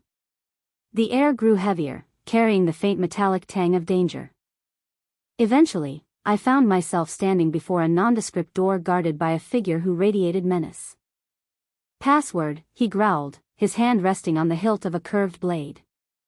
I'd anticipated this. During my earlier eavesdropping, I'd caught a mercenary muttering something about silver scales. I decided to gamble. Silver scales, I said, keeping my voice steady. He studied me for a moment, his eyes narrowing, before stepping aside. The door creaked open, and I stepped into the Blight Market. The market was unlike anything I'd ever seen. Stalls were crammed into every available space, their wares ranging from exotic beast parts to illegal mana artifacts. The air buzzed with mana energy, and the atmosphere was tense, every deal feeling like it could explode into violence at any moment. I moved carefully, keeping my hood up and my steps purposeful. Asking direct questions here could make me a target, so I opted for indirect methods. I lingered near a stall selling enchanted daggers, listening to the merchant argue with a customer about the rising cost of protection fees. Not my fault the Whitehairs jacking up prices. You want your goods to make it through Gate 9, you pay the fee. Whitehair again. Gate 9. I was starting to piece things together. As I moved further into the market, I found another stall selling rare beast cores. The merchant, a wiry man with shifty eyes, seemed more than happy to chat, so long as I showed interest in his wares. These are genuine, straight from the southern wilds, he boasted, holding up a glowing core. Not like those knockoffs you'll find in the upper districts. I'm impressed, I said, feigning interest. Must be hard to move goods like this with all the patrols. He snorted. Not if you've got the right connections. Whitehair's got the whole district under his thumb. You want to move something big, you talk to him. Whitehair sounds like a busy man, I said casually. Where can I find him? The merchant hesitated, his eyes darting around. Bloke's paranoid. Moves around a lot. But I've heard he's been using the warehouse near Gate 9 as a meeting spot. That was enough for now. I thanked the merchant, bought a 3-star beast core to maintain appearances, and left the market as discreetly as I'd entered. Back in the open streets of Marasva, I let out a breath I hadn't realized I was holding. I had a lead, Gate 9. The mission was finally taking shape. I returned to the hotel room with the same casual air I'd practiced back in the city. Drawing too much attention, even unintentionally, could be disastrous, and Marasva didn't forgive slip-ups. The narrow hallways of the hotel were quiet now, the early evening hours giving way to a lull as people prepared for the night's activities. As I entered the room, Serafina was already there, seated by the small table near the window. Her silver hair caught the fading light, giving her an ethereal appearance that contrasted sharply with the pragmatic expression on her face. She looked up, her piercing eyes scanning me like I was another puzzle piece to slot into her strategy. You took your time, she said, setting down the map she'd been poring over. It was filled with scribbled notes and arrows pointing to various locations in the city. Blight Market, I said simply, lowering my hood and sliding into the chair opposite her. Had to blend in. She nodded, unsurprised. What did you find? Our Whitehair friend seems to have a presence near Gate 9, I began, pulling out the beast core I'd purchased.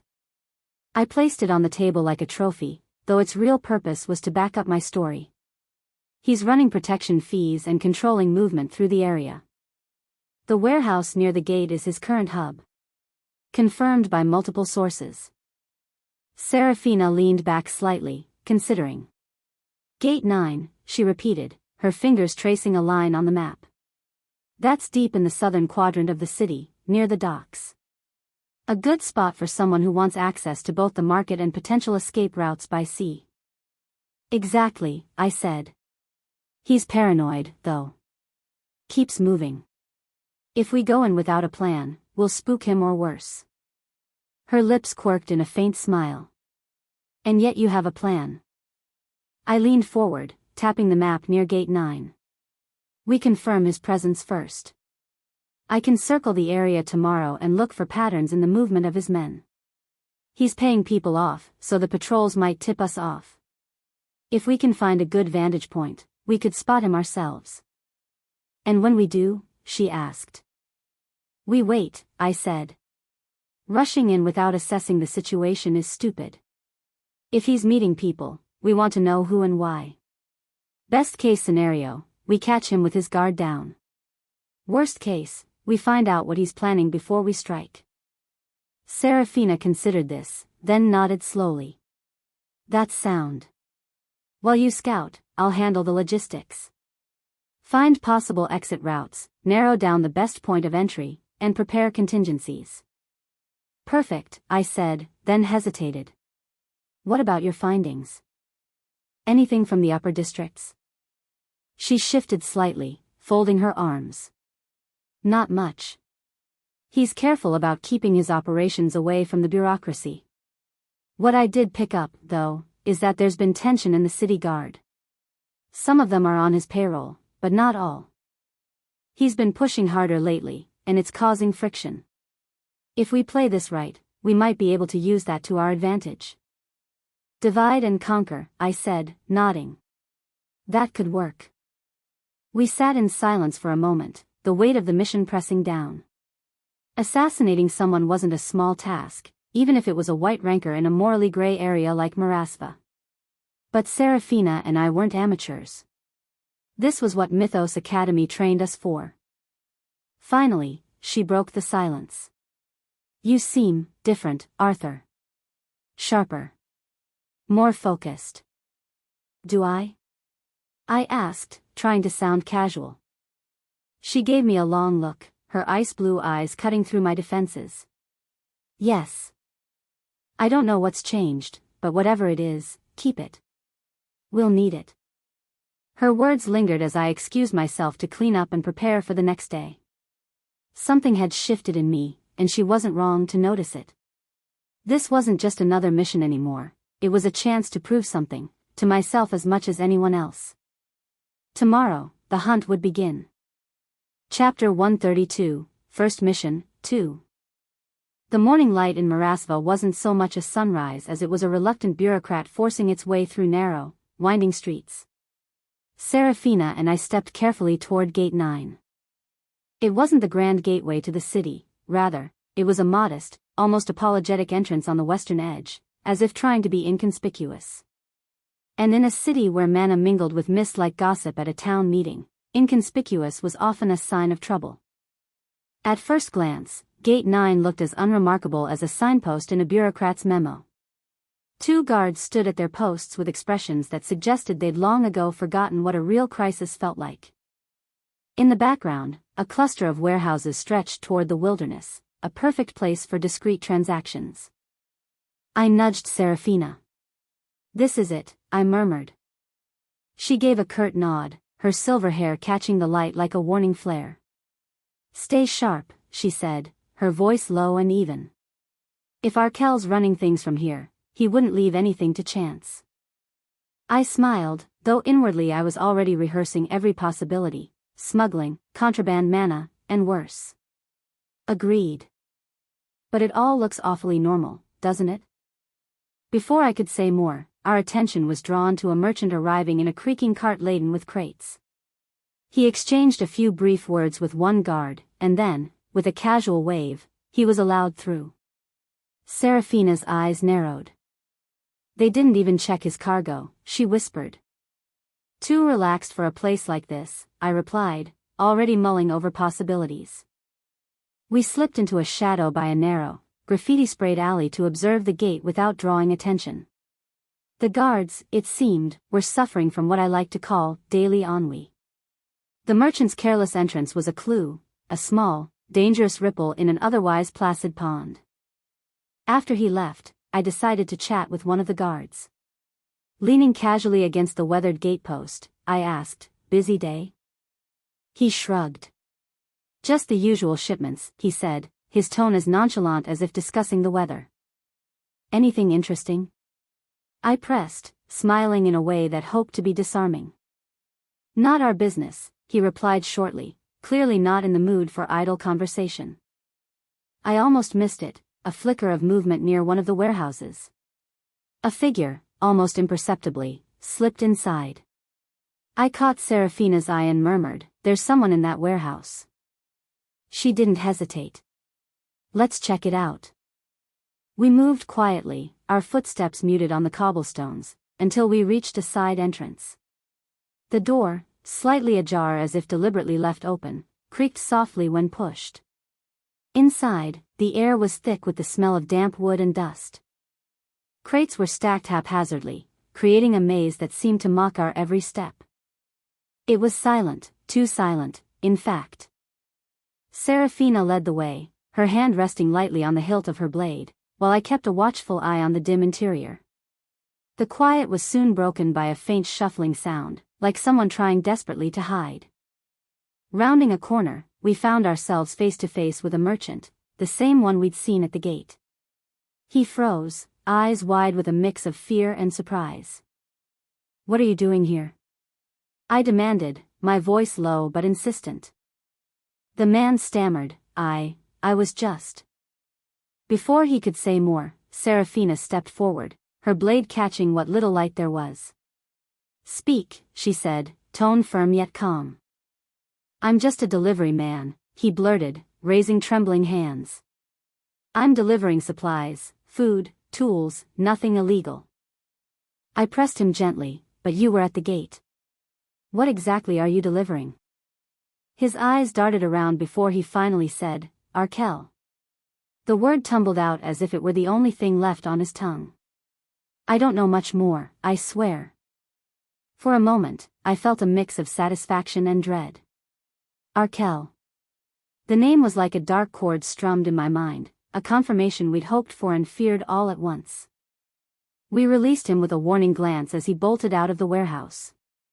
I allowed myself a brief moment of triumph before a new sound cut through the tense air, a smooth, mocking clapping echoing from somewhere deep within the building. "Well done," a voice drawled. "Honestly, I expected you sooner." The figure stepped from the shadows, tall, with a keen, mocking smile. A faint aura of light mana shimmered around his sword. Even without introduction, we knew. This was Arkel. My companion tensed. I felt an uneasy quake in my stomach. There was no sign of fear on his face, only amusement. He studied us like a curious onlooker at the theater. "How long have you been watching?" I asked, forcing steadiness into my voice. "Since you started prowling the city, asking questions. I do appreciate how determined you both are. Makes all of this more entertaining." I felt a prick of anger, laced with a stab of embarrassment. We had prepared for traps, but not for this. Not for being lured to Gate 9 like flies to honey. "You set this up." My own voice sounded strange to me, strangled with surprise. He shrugged, the motion casual.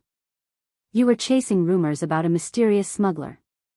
I merely pointed those rumors where I wanted them to lead. Didn't take much. Your curiosity did the rest." My blood chilled.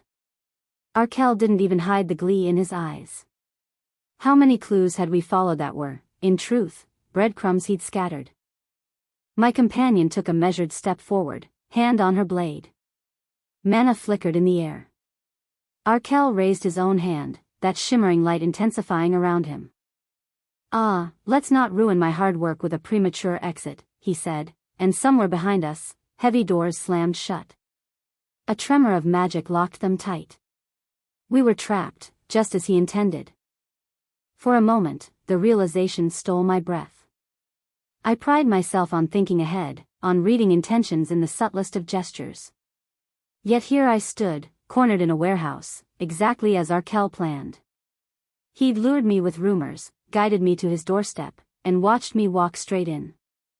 My mind reeled, not just from fear, but from the humiliating knowledge that I'd been played like a novice. "Why toy with us?" I asked, forcing the question through clenched teeth. "You could have hidden forever." Another casual shrug. "Where's the fun in that? I do enjoy a little sport before the final act." There was no mercy in his grin, no indication he cared about who we were or what we wanted. He was simply savoring the moment, like a cat with cornered prey.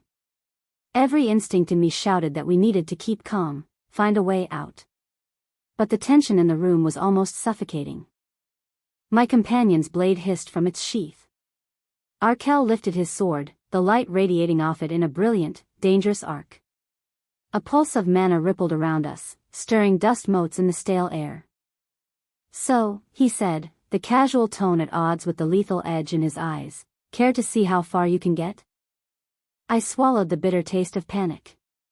In that instant, I understood, all my deductive prowess, all our carefully laid plans, had led us straight into a neatly designed trap. I felt a sting of shame, but there was no time for it. If we wanted to walk out, we had to face him.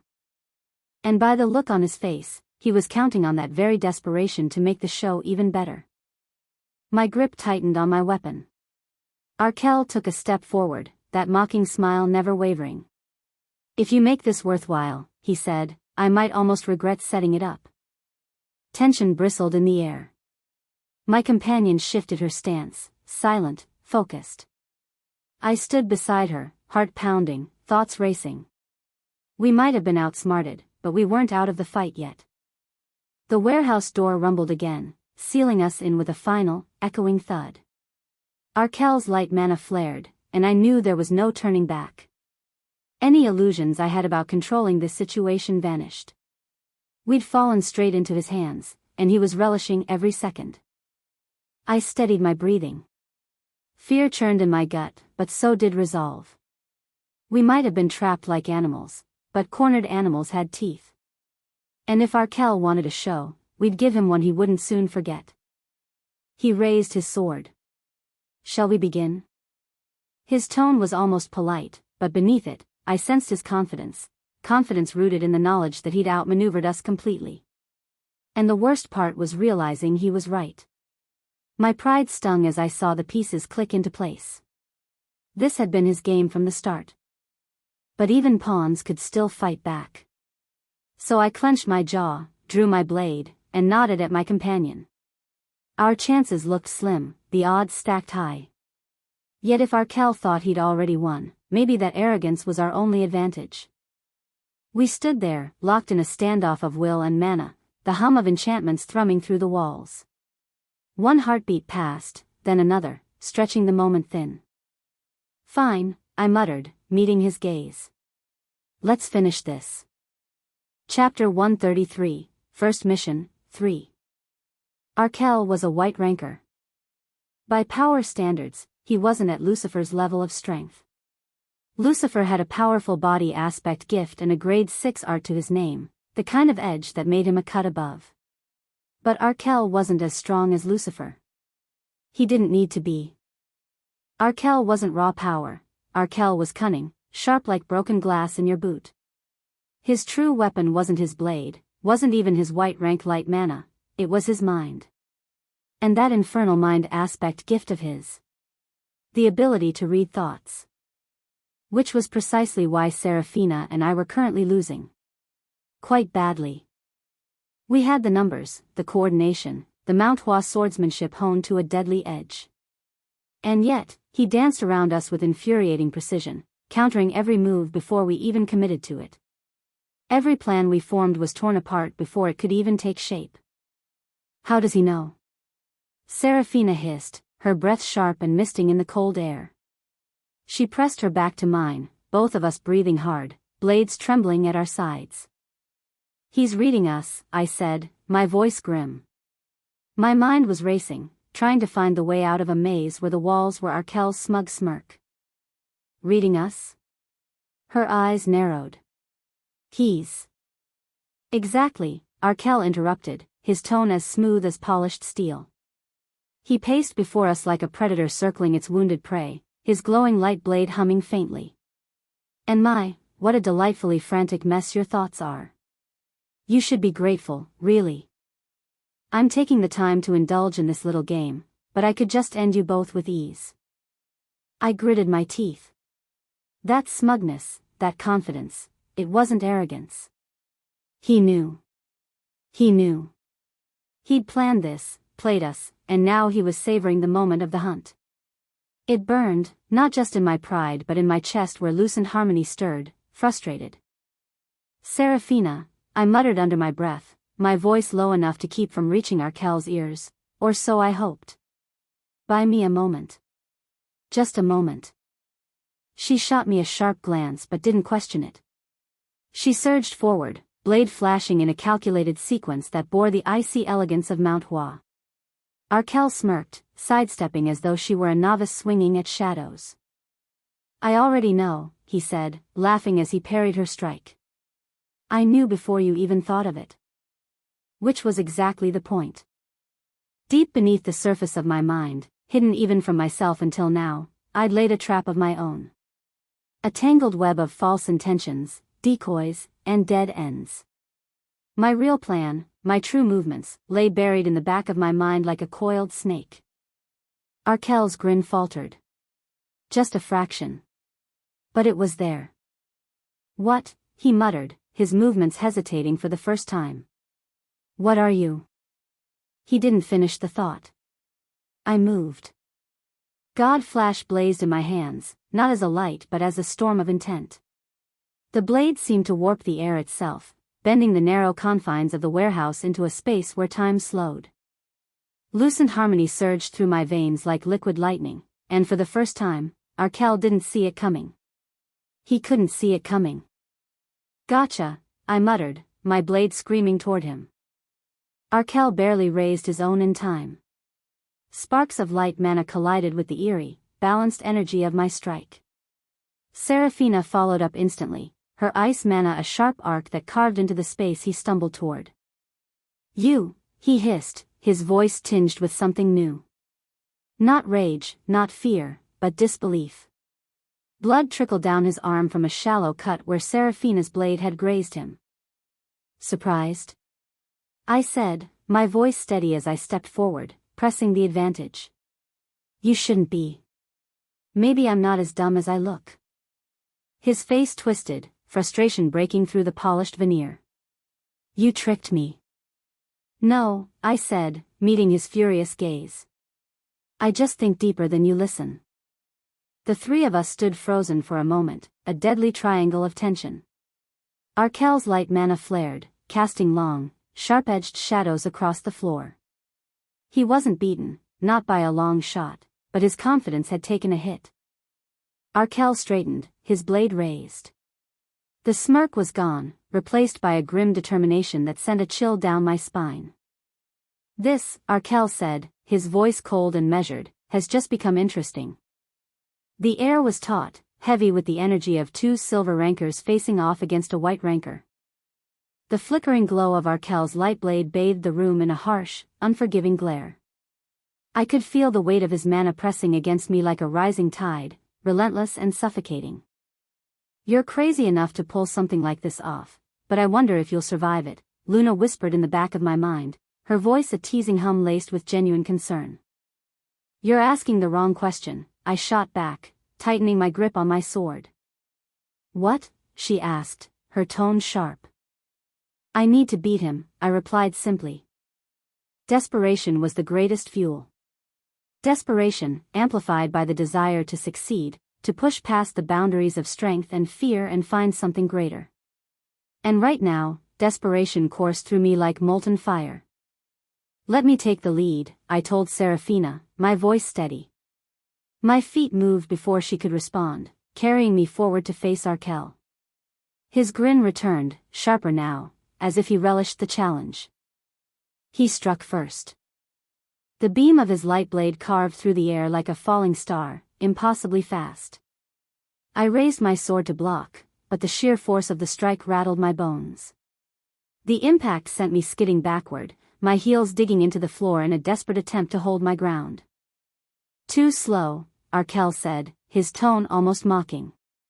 He closed the distance in an instant, his blade slicing toward my side. I twisted, the blade grazing past me, its light leaving a faint burn on my jacket. I struck back, unleashing a flurry of blows with all the precision my training had drilled into me. But Arkell parried each strike with ease, his movements fluid and confident.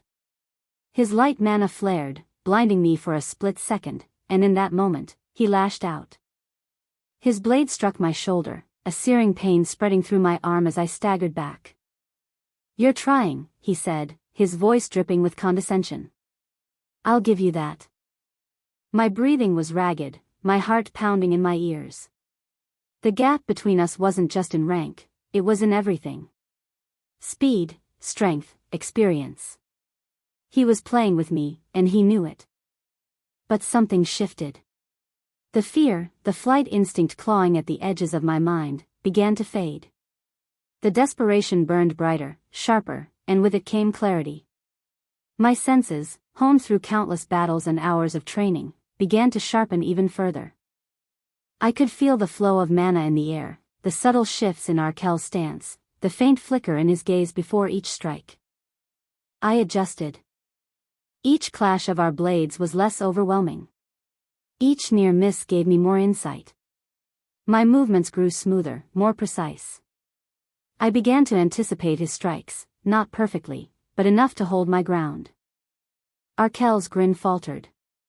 Adapting, are we? He said, his voice laced with amusement. Let's see how far that gets you. He lunged, his blade a blur of light. I dodged, twisting just enough to avoid the fatal edge. My counterstrike was swift, aiming for his exposed flank. It connected, but only barely, a shallow cut that barely drew blood. Not bad, he admitted, his eyes narrowing. But not enough.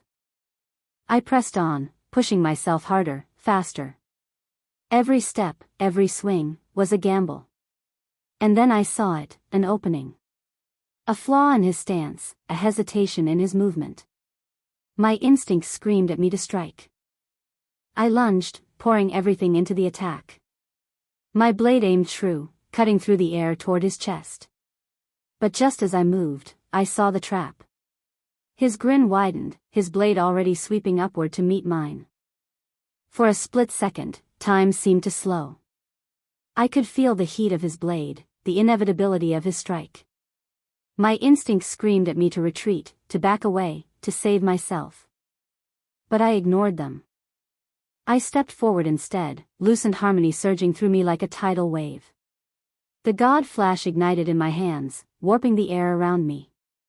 My body moved with a speed and precision that defied logic, narrowly dodging Arkel's strike by the width of a hair. And then my blade struck home. The impact reverberated through my arms as my sword bit into his side.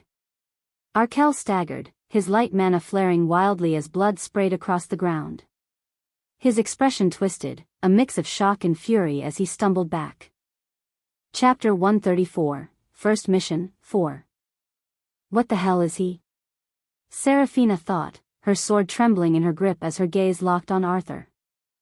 The battlefield had transformed into a tempest of light and shadows, the air charged with mana so potent it felt like static against her skin. Arkel, a white-ranked light mana swordsman, moved like a force of nature, his strikes glowing with precision and power. He stood as an immovable wall, radiant and unrelenting. Yet Arthur, standing barely within the boundaries of high silver rank, pressed forward. Each strike of his blade grew sharper, faster, and more precise than the last. He wasn't just fighting Arkel. He was defying him. Seraphina's breath hitched as she replayed the moment in her mind, the moment Arthur had stepped into Arkel's lethal trap. Against every instinct, against the primal fear that surged when faced with death, he had moved forward. Not away, not to the side. Forward. Into the jaws of the beast. He moved in the face of death, she thought, her pulse quickening. A chill ran down her spine as she tried to comprehend it. Who did that? Who could do that? She had seen bravery before. She had witnessed desperation turn men into reckless creatures. But this? This wasn't desperation. This was something entirely different. Her knuckles whitened around her blade. She wasn't scared of Arkel. She was scared of him. Not for his strength or cunning, but for what he represented. A monster not of brawn or rank, but of will. Of resolve. What kind of person chooses to fight against impossible odds and then manages to claw their way upward with every second? Arkel's light mana flared again, a brilliant sun that seared the room. Arkel's grin had twisted into something furious, his earlier amusement replaced by a razor-sharp focus. He could no longer toy with Arthur, no longer afford to. Arthur, however, was something else entirely. His breathing was steady. His sword, held in both hands, didn't waver. And the look in his eyes, illuminated by the swirling glow of Arkel's light mana, was that of a predator, not cornered, but patient. Seraphina's chest tightened as she watched him raise his hand toward her, palm outward. A silent command. Stay back. Her instincts screamed against it, the part of her trained for years to fight alongside her allies. To not abandon her partner. But despite herself, she stopped. Her boots dug into the ground, her sword still, as Arthur moved forward alone. Arkel tilted his head, his blade humming with power as light mana radiated from him like an aura. You're either brave, or insane, he said, his voice tinged with something that almost resembled respect. But you're not the first silver rank to think they can defy the natural order. You'll fall, just like the others. Arthur's lips curved into a faint smile. Maybe, he said. But you'll bleed first. Arkell laughed, a low, mocking sound. Big words from someone so far beneath me. Let's see if you can back them up. Arthur moved first. His blade, wreathed in dark mana, carved a swift arc through the air. Arkell met it head-on, his light mana blazing as their swords collided. The resulting shockwave rippled outward, sending a wave of dust and debris across the battlefield. But Arthur didn't stop. He stepped into the clash, his movements precise and unyielding. Each strike of his blade was calculated, each parry designed to probe Arkell's defenses. It was clear that he couldn't match Arkell's raw power, but he didn't need to. Arthur fought with the desperation of someone who had no choice but to win, his every action laced with an intensity that bordered on madness. Arkell gritted his teeth as he blocked another strike, his confidence wavering for the first time. You're good, he admitted. Better than most silver ranks. But it's not enough. He retaliated with a blinding flurry of strikes, his light mana cutting through the air like a storm of blades. Arthur dodged and parried as best he could, but the relentless assault began to take its toll. A shallow cut opened on his shoulder, another on his leg. Blood dripped to the ground, staining the floor beneath him. Still, Arthur didn't falter. Seraphina watched in stunned silence, her heart pounding as she tried to make sense of what she was seeing. He's adapting. With every exchange, Arthur's movements grew sharper, his responses faster. It was as if he was learning Arkell's fighting style in real time, adjusting his own techniques to counter it. But it's not enough, she realized, her hands tightening around her sword. He's too far behind. No matter how much he adapts, there's still the gap in power. Her body tensed, ready to jump in, when Arkell's voice cut through the air. Enough games. His blade flared with light, brighter than ever before, as he unleashed a devastating strike aimed directly at Arthur's chest. Arthur's mind went blank. The light surged toward him, unstoppable and absolute. His instincts screamed at him to move, to retreat, to escape. But he didn't. He couldn't. Instead, he stepped forward. In that moment, something clicked. The fear, the desperation, the overwhelming pressure, all of it crystallized into a single, blindingly clear thought. His body moved on its own, his blade tracing a path through the air. Time seemed to slow as he activated God Flash, his movements guided by an intuition that felt almost otherworldly. The light surged past him, missing by a hair's breadth, as he closed the distance between himself and Arkell. Arkell's eyes widened in shock. What? Arthur's blade struck true, carving a deep gash across Arkell's side. Blood sprayed into the air, the crimson droplets catching the light as they fell. Arkell staggered back, his expression a mixture of pain and disbelief. You actually. He shook his head, his voice trembling with a mix of rage and awe. You're insane. Arthur stood tall, his chest heaving as he leveled his blade at Arkell. You should have taken us seriously, he said, his voice steady despite the exhaustion etched into his features. The room began to glow. Not from Arkell's fading light, but from Arthur himself. The faint radiance around him intensified, bathing him in an ethereal glow. Seraphina's breath caught in her throat as she felt the shift in the air, the hum of mana condensing, transforming. No way, she whispered, her voice trembling. The glow around Arthur coalesced into a singular point in his chest, brilliant and radiant. It pulsed with a steady rhythm, like a heartbeat, before expanding outward in a burst of light that filled the room. When the glow subsided, Arthur stood in the center of it, his expression calm yet resolute. Seraphina exhaled sharply, her hands trembling as she stared at him. A white star, she said, the words barely a whisper. He's formed a white star. The implications hit her like a tidal wave. A black star. A white star. Two of the rarest and most powerful constructs, formed by the same person. She sucked in a shaky breath, her mind racing as she tried to process what she was seeing. This isn't just talent. This isn't just hard work. This is something else entirely.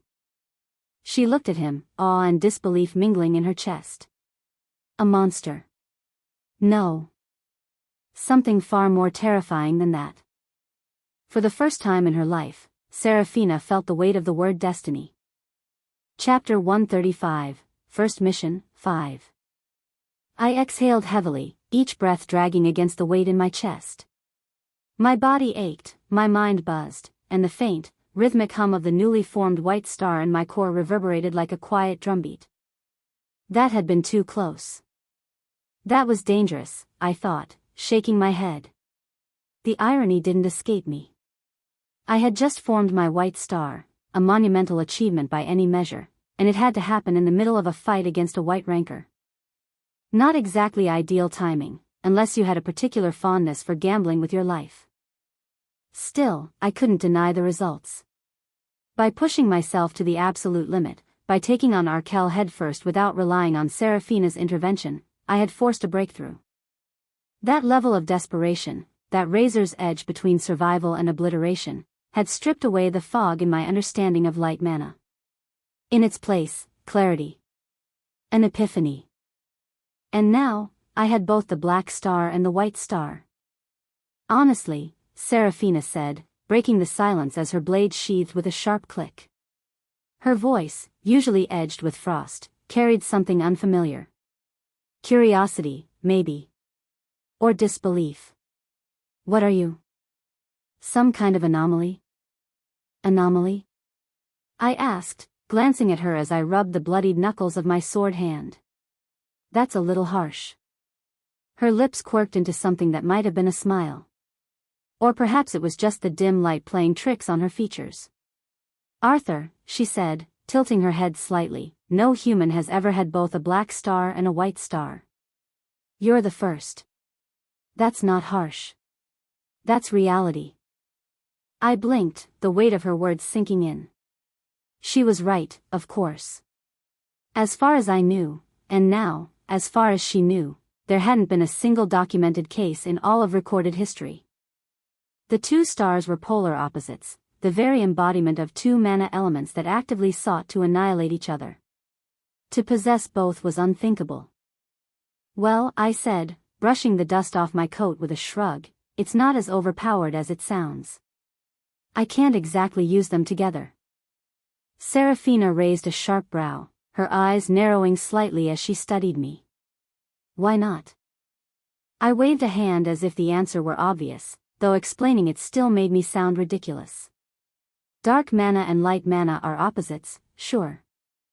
But when they're in their compressed forms like this, formed into stars, they're so opposing that even thinking about combining them would be breaking about 7 different mana laws. It's a miracle they're not constantly trying to blow me up. If you could use them together, Serafina said, her voice calm but laced with a note of warning, you wouldn't be breaking mana laws. You'd be rewriting them. I laughed, though it came out hoarse and strained. Well, I'm not that ambitious. Yet. Serafina sighed, and for a moment, the usual cold, composed demeanor of Mount Hua's princess slipped. She held out a hand, and I took it, letting her pull me to my feet. My legs wobbled slightly, and I realized just how much Arkel's light blade had taken out of me. Blood soaked through the edges of my jacket where his strikes had landed shallow but precise cuts. Anomaly or not, Serafina said as she steadied me with a firm grip, you're still human. And right now, you're in no condition to fight. True, I admitted, glancing around the cavernous room. The air still shimmered faintly with residual mana, light and dark clashing and settling into uneasy stillness. Arkel's lifeless body lay in the center, his once pristine blade dim and inert beside him. But we need to get out of here. Carefully. I don't want to run into anyone else. Careful doesn't suit you, she said with a smirk. First time for everything. I grinned, though my expression faltered as I felt the faint hum of both stars in my core. The black star, pulsing quietly like a shadow waiting in the wings, and the white star, a steady, glowing warmth. Two impossible constructs. Two sides of a coin that should never exist together.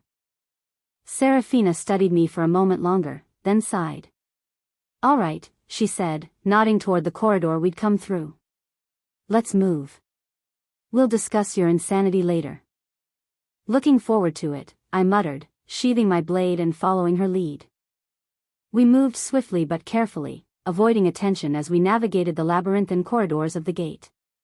The overhead lights flickered occasionally, casting strange, shifting shadows across the walls. My mind was already racing, trying to piece together our next steps. "Do you think he told anyone we were coming?" Serafina asked, her voice low. "Doubt it," I replied. Arkell was arrogant. He thought he could handle us alone, and he wasn't the type to admit weakness to his men. Still, we can't assume we're safe. Let's get out as fast as we can. We reached the main corridor leading to the gate's exit. 2 guards were stationed there, their weapons slung casually over their shoulders. They didn't look particularly alert, likely assuming that no one would be foolish enough to infiltrate Gate 9. "Let me handle this," I whispered to Serafina. She raised an eyebrow but stepped back, letting me take the lead. I adjusted my posture, straightened my jacket to cover the bloodstains as best as I could, and approached the guards with purpose. Confidence was key in situations like this. "Oi, you there," one of the guards barked as I approached. He was tall, broad-shouldered, and armed with a rifle that hummed faintly with mana. "What's your business here?" "Delivery," I said smoothly, gesturing to the crate I'd grabbed from the loading bay. "Special order from Arkell himself. He's handling something in the upper levels and asked me to take care of this." The guard frowned, his eyes narrowing. Arkell didn't mention anything about a delivery. I rolled my eyes, letting just the right amount of irritation creep into my voice. "Of course he didn't. Do you think he tells you lot everything?" "Look, he's in a mood tonight, and if you want to be the one to explain to him why his crate didn't get where it was supposed to, be my guest." The guard hesitated, glancing at his partner, who shrugged. "Fine," he said gruffly, stepping aside. "Get on with it." I nodded curtly and walked past them, keeping my pace steady and my expression neutral. Serafina followed a few steps behind, her movements graceful and quiet. Once we were out of sight of the guards, she leaned closer and murmured, "I can't believe that worked." "People believe what they expect to see," I whispered back. Arkell's arrogance rubbed off on his men. They think they're untouchable here. We reached the final exit, a massive steel gate leading out into the night. Beyond it, the sprawling outskirts of Marasva awaited, glittering faintly under the cold, artificial glow of streetlights. I glanced back at Serafina, who gave me a quick nod. "Let's go," I said. The gate opened with a low groan, and we stepped out into the city. The chill of the night air hit me immediately, a stark contrast to the stifling atmosphere of Gate 9. For a moment, I allowed myself to breathe, to take in the fact that we'd done it. Arkell was dead. The mission was complete. Chapter 136, Prelude to Spring Break, 1.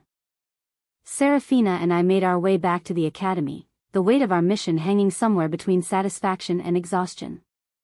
The sprawling halls of Mythos Academy felt oddly welcoming, like a reassuring pat on the back after a hard-fought battle. We made our way to Professor Nero's office, where his ever-imposing figure waited for us, arms crossed as if trying to decide whether to congratulate or scold us. "Serafina." "Arthur," Nero greeted us, his voice carrying the usual mix of sternness and approval. "You both receive an A for this mission. The reason is simple. While you managed to outsmart and eliminate your target, you put yourselves in far too much danger. Remember, we were monitoring everything through the safety artifact, and quite frankly, Arthur, the risks you took were reckless at best." I stood there silently, my mind replaying the fight. I couldn't argue with him. I had, after all, deliberately walked into Arkell's trap to force myself to grow. It had worked, but at a cost. Nero sighed, pinching the bridge of his nose. "Regardless, the mission was successful, and your performance was exceptional. Fastest completion time again. So, congratulations." But heed this, skill without caution leads to disaster. Especially you, Arthur. Thank you, Professor, Serafina and I said in unison, bowing slightly before turning to leave. Serafina, you may go. Arthur, stay behind, Nero added, his gaze fixing on me. Serafina hesitated, her silver hair shimmering under the artificial lights as she glanced at me. I nodded for her to go ahead, and she left with a final, unreadable look. Yes, Professor? I asked as I turned back to face him.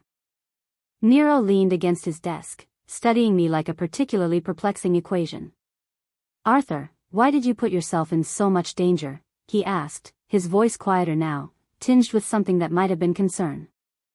I needed to, I replied honestly. Without it, my white star wouldn't have formed. Nero's eyes widened slightly, and for a moment, he looked genuinely taken aback. Truly. He muttered, almost to himself. You've become an anomaly. Both a white star and a black star. The only one in recorded history. He shook his head, a flicker of something between pride and worry crossing his face. All right, you may go, he said at last, dismissing me with a wave of his hand. I bowed slightly and exited the room. As I walked back to my dorm, my phone buzzed. I pulled it out and answered, the glowing screen illuminating my face in the dim corridor. Hello? I said. Arthur Nightingale, this is Benjamin, came the familiar, gravelly voice. I'm here to deliver your products. I cannot bring them to Mythos Academy Island, so please meet me in Maven City at 6 p.m., at Hotel Visalis. Understood, I replied. Thank you.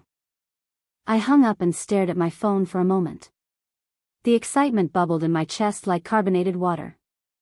The culmination of months of preparation, the skull, the skeleton, the staff, the source, was finally in my grasp. And with it, the dream of creating my lich grew closer to reality. I returned to my room, the anticipation making it impossible to sit still. When the time came, I changed into something sharper, a navy jacket with faint silver embroidery, because I suspected a high-end hotel wouldn't take kindly to the casual outfits I usually wore. A quick warp gate trip later, I found myself in Maven City. The city hadn't changed since the last time I visited with Rachel and Cecilia, its futuristic skyline glittering against the twilight. Sleek, towering buildings of steel and glass reflected the ever-present electric glow of the streets below. Self-driving cars zipped silently along magnetic tracks, while drones hummed overhead like mechanical fireflies. The hum of activity filled the air, blending the old-world charm of cobbled alleys with the neon aesthetic of modern technology. I quickly searched for Hotel Visalis on my phone. A quick blink of the holographic map showed me it was the most luxurious hotel in Maven City. Of course it was. When I arrived, the hotel was exactly what you'd expect for a place like this. A sprawling, monolithic structure of glass and gold, its facade shimmered with shifting lights that displayed abstract designs, a subtle flex of wealth and advanced technology. The doormen, dressed in tailored suits, greeted me with professional smiles, though their sharp eyes betrayed their curiosity about someone my age walking in alone. The lobby was a spectacle. Polished marble floors reflected the soft glow of crystal chandeliers overhead. Guests milled about, their conversations a low murmur that mingled with the soft notes of an automated piano. Artificial vines climbed the walls, their bioluminescent leaves pulsing gently, creating an ambience that was both modern and organic. Reservation, sir, the receptionist asked as I approached the desk. I'm meeting someone. Benjamin, I said. The receptionist's smile didn't falter, but there was a brief flicker of recognition in her eyes. She typed something into her terminal. Ah, yes. Mr. Benjamin is waiting for you in the Azure Lounge on the 34th floor. A short elevator ride later, I stepped into the lounge. The room was dimly lit, the floor-to-ceiling windows offering a breathtaking view of the city. Benjamin stood near the window, flanked by two assistants. The moment he saw me, he smiled, a sharp, professional expression. Arthur, he said, extending a hand. I trust the journey wasn't too taxing? Not at all, I replied, shaking his hand. My eyes drifted to the items on the table behind him, wrapped in 5 protective cases. Shall we? He gestured toward the table, his voice tinged with excitement. My heart thundered as I stepped forward, each beat sinking with the weight of my ambition. The air in the lounge felt electric, charged with the sheer potential of what lay before me. Benjamin, ever the professional, stood tall beside the table, his assistants flanking him like silent sentinels. This, Benjamin began, gesturing to the first protective case, contains the remnants of the basilisk heart. Its raw power, even in fragments, is something to be handled with the utmost care. Please, place it in your spatial ring. I stepped closer, the glow of the case illuminating the intricate web of mana surrounding it. Even through the containment seals, I could feel it, a faint, rhythmic pulse, like a heartbeat frozen in time. Tapping my spatial ring against the case, I stored it safely. The weight disappeared, but the sense of responsibility it carried didn't. Next, Benjamin said, motioning to a long, sleek staff resting in a display cradle, we have the Evernight staff. An ancient great artifact, as you know, and one that will serve as the anchor for your lich's growth and awareness. It's a marvel of craftsmanship, but the bond to this artifact won't be yours to forge, it'll belong to your lich. The staff was breathtaking. Midnight black with veins of faintly glowing silver that seemed to shift as I looked at it, it exuded an aura of quiet authority. Its surface shimmered subtly, as though it knew it was destined for greatness. I tapped my spatial ring again, and the Evernight staff joined the basilisk heart. Benjamin's lips curved into a faint smile, but his expression remained serious.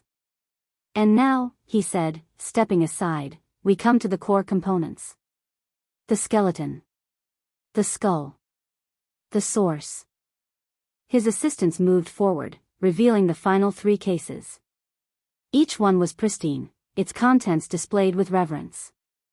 The first case held the skeleton, a latticework of dark, polished bone from the 8-star blood wyvern. It shimmered faintly under the room's ambient light, every bone etched with delicate, glowing runes that hinted at the mana programming inscribed within. The skeleton, Benjamin began, his voice almost reverent, is now primed for the integration process.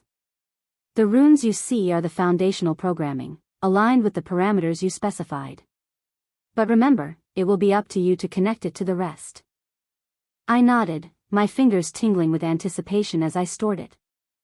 The second case revealed the skull, and even with the seals in place, its presence felt oppressive. The Archlich's skull was more than bone, it was a remnant of malevolent will, its surface carved with ancient inscriptions that radiated an ominous energy. It wasn't just a relic, it was a statement. Be cautious with this, Benjamin warned. The skull's sheer power could overwhelm an unprepared necromancer. But in your hands, it will serve as the mind aspect, the foundation of your lich's intelligence. I carefully stored the skull, feeling the faintest chill as it disappeared into my ring. And finally, Benjamin said, moving to the last case, we have the source. The basilisk heart. What remains of it after the modifications has been stabilized and partially programmed, but its full potential remains intact, despite the limiters we applied. The source glowed faintly, its dark green surface pulsating with a power that felt both ancient and alive. It was mesmerizing, the kind of artifact that could consume a person if they stared too long. I could feel the echoes of its history, a creature of legend, its strength distilled into this single, pulsing core. Benjamin gave a small, satisfied nod as I stored the source, completing the triad of components. His assistants stepped back, their task complete. The basic programming is finished, Benjamin said, folding his hands behind his back. What remains is your responsibility. This lich will, as agreed, operate as an 8-star entity, but you'll be suppressing its strength with the ancient great artifact you possess to ensure it matches your current capabilities. A necessary precaution, given your mana rank. Understood, I said, my voice calm despite the rush of adrenaline coursing through me. However, Benjamin added, his tone heavier now, a word of caution. Do not attempt the final mana programming or integration until you've reached white rank. The mana reserves required for the process are immense, far beyond what you currently possess. Attempting it prematurely could render the entire endeavor unstable, or worse, fatal. I nodded, absorbing his words. The exhilaration of having the components in my possession warred with the sobering reality of the task ahead. This wasn't just a technical challenge, it was a trial of patience, precision, and sheer willpower. Benjamin extended his hand once more, a rare smile breaking through his usually stoic demeanor. Congratulations, Arthur. You're now one step closer to achieving something truly extraordinary. I shook his hand firmly. Thank you. For everything. As I turned to leave, my spatial ring now holding the keys to what could very well define my future, I couldn't help but feel a mix of anticipation and trepidation. The Lich wasn't just a project. It was a milestone, a declaration that I wouldn't just survive in this world, but carve my place into its history. And now, the real work began. Chapter 137, Prelude to Spring Break, 2. I had been planning to dive headfirst into the Lich project the moment I had all the materials. The thought had consumed me for weeks, the skull, the source, the skeleton, the staff, all aligned and ready. But Benjamin's warning lingered in my mind like an ominous echo: do not attempt the integration until you've reached white rank. He wasn't wrong. The process required a mana reservoir I simply didn't have yet. So, reluctantly, I shelved my ambition for the moment. Not abandoned, just postponed. A few more weeks wouldn't kill me. Hopefully. Meanwhile, the academy buzzed with renewed life as the other students trickled back from their own missions. Some came back smug, others quietly relieved, and a few limped in, carrying more bruises than glory. The atmosphere was electric, stories of narrow escapes and triumphs floating around like gossip on steroids. It seemed everyone had a tale to tell. 2 weeks until spring break. The phrase floated in the air like a promise of salvation for some and a ticking clock for others. I found myself in the cafeteria one afternoon, seated across from Rachel and Cecilia. The two of them were locked in one of their usual verbal sparring matches, Rachel's teasing wit against Cecilia's sharp tongue. So, Rachel said, nibbling on a piece of bread, "What are you planning for spring break, Arthur? Surely, you've got some grand scheme brewing in that overworked brain of yours." I leaned back, pretending to consider it. Maybe I'll just stay here and catch up on sleep. Cecilia rolled her eyes. Sleep? You? That's about as believable as you becoming a pastry chef. Hey, I could make a mean eclair, I countered, feigning offense. Sure you could, Rachel said with a grin. Anyway, I was thinking of heading to Avalon. Shopping, sightseeing, all that. Avalon? Cecilia wrinkled her nose. Why not somewhere less crowded? You'd hate it the moment someone bumped into you. Rachel smirked. And yet, it's still better than whatever solitary castle you're planning to sulk in. Before Cecilia could retort, a shadow fell over our table. Serafina, with her usual quiet grace, slid into the empty seat beside me. Her silver hair caught the light, making her look like she'd stepped out of a painting. Arthur, she said, ignoring the other two entirely, I have a suggestion. Oh. I raised an eyebrow. Do tell. Come with me to the Mount Hua sect over spring break, she said simply. Rachel and Cecilia exchanged startled glances, their friendly rivalry momentarily forgotten. Mount Hua sect? I echoed, leaning forward. Why?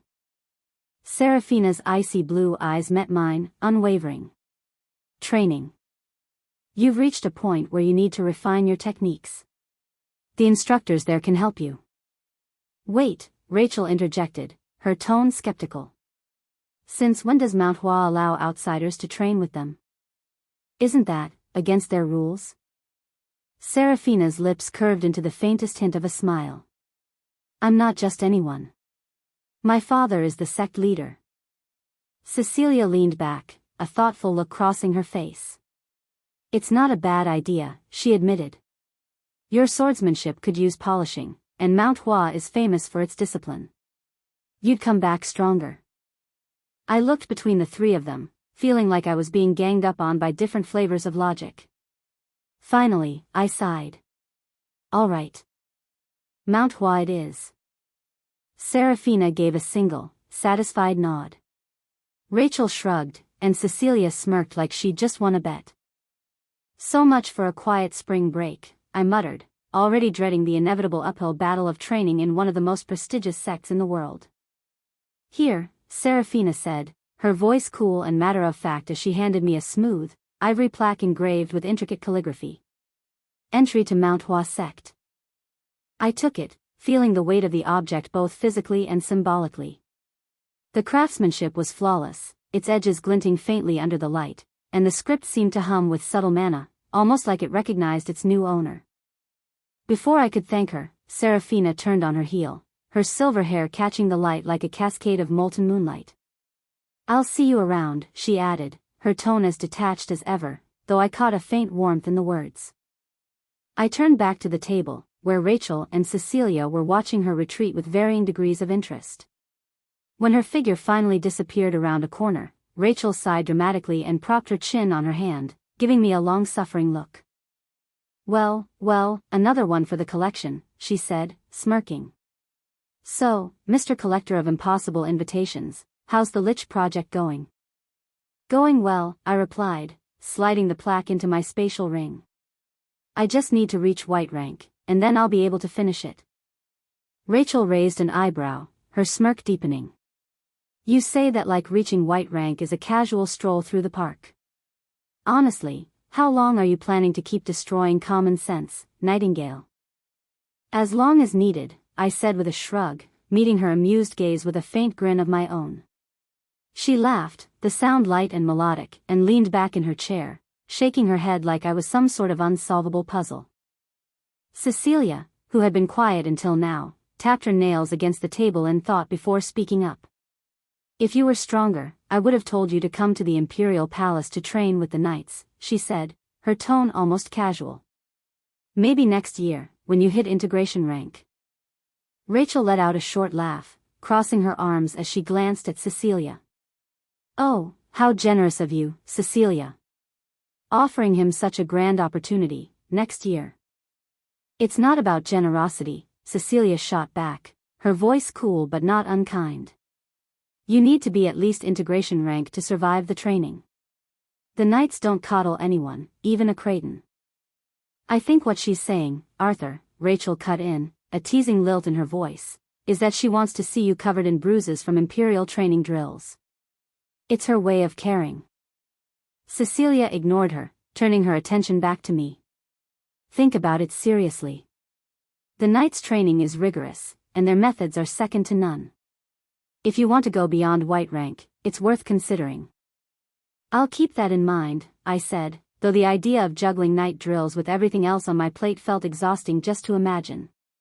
Still, the faint glimmer of challenge in Cecilia's golden eyes told me she wasn't joking. Good, she said, nodding as if the matter was settled. Then, without missing a beat, she added, but don't slack off before then. White rank isn't going to come to you just because you're the anomaly of the year. Rachel snorted, and I could practically hear the words forming in her head before she said them. Oh, don't worry. Arthur's got this covered. He'll probably reach white rank in his sleep, just to make the rest of us feel inadequate. Funny, I said dryly. Do you two rehearse these lines, or is it all improvisation? Rachel laughed again, and even Cecilia allowed herself a faint smile. For all their bickering, there was a strange camaraderie between them, like two opposing forces that occasionally found common ground in teasing me. The plaque from Serafina felt cool against my fingertips, even in my spatial ring, and I found myself glancing in the direction she'd gone. Mount Hua Sect, Imperial Training, White Rank, it all loomed ahead like a tangled web of challenges, each more daunting than the last. Chapter 138, Prelude to Spring Break, 3. God, acting all chummy with you is so annoying, Cecilia muttered, walking briskly away from the table, her crimson eyes flashing as she shot Rachel a sidelong glance. Rachel sighed, long and loud, as though the weight of the world, and perhaps Cecilia, rested squarely on her shoulders. Give me a break. I already had to deal with you being a nuisance during the mission, and now you're dragging Arthur into this too. Cecilia's lips curled into a sharp smirk. Oh, you mean your precious Arthur? Rachel's eyes narrowed, but her voice was steady, like someone clinging to the last thread of patience. Yes, he's precious to me. So stay away from him. The venom in her tone might have unnerved a lesser opponent, but Cecilia didn't so much as flinch. If anything, the challenge in Rachel's glare seemed to amuse her. Oh, precious to you, is he? She said, her voice dripping with mockery. Precious because you want to sleep with him, maybe? Rachel's face turned a shade of crimson that could have matched Cecilia's own eyes. I care about him as a person. Don't lump me in with you, you shallow, ugh. She spluttered, her words tangling as she tried to regain the high ground. Cecilia tilted her head, her expression as nonchalant as a cat surveying its next victim. Oh please, she said with a dramatic roll of her eyes. He's handsome, I'll give you that. But I'm not that shallow. Rachel blinked, then stared, her mouth hanging open as though Cecilia had just declared the sky was green. You're saying that? You? Cecilia sniffed, her nose tilting upward with practiced aristocratic disdain. Don't look at me like that. It's unbecoming. You just said you're not shallow, Rachel said, her voice rising an octave. You.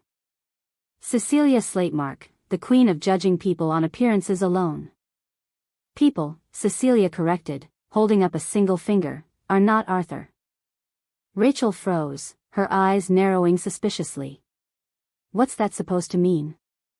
It means, Cecilia said, her tone clipped, as though the very act of admitting this was physically painful, Arthur is precious to me too. Rachel choked on air, her hands clutching the table for support as though the sheer shock of Cecilia's statement had physically staggered her. Wait. I must be hallucinating. Did Cecilia Slatemark did you just say a boy is precious to you? Cecilia's face darkened, a faint blush creeping up her neck. Shut up. Oh, this is gold, Rachel said, her giggles bubbling into full-blown laughter. No, this is better than gold, it's platinum. Cecilia Slatemark, Miss Ice Queen herself, thinks a boy is precious. Shut up. Cecilia's words were sharp enough to cut glass, but Rachel only laughed harder, clutching her stomach. The laughter abruptly stopped when Cecilia's sharp gaze zeroed in on something metallic glinting in Rachel's hand. Her voice dropped, deadly and calm. Wait, why is your phone out? Rachel grinned, holding up the device with a triumphant flourish. Oh, I've learned from the best, she said, sticking her tongue out playfully. Thank you for this recording, Cecilia. It'll make such a wonderful keepsake. You recorded me. Cecilia's face was a mix of outrage and genuine disbelief. Rachel. Give me that phone. But Rachel was already darting down the corridor, her laughter echoing behind her. Too late. I have evidence now. Precious, you said, precious. Cecilia stood frozen for a moment, her fists clenched, before stalking after Rachel. You'd better delete that, Creighton, or I swear.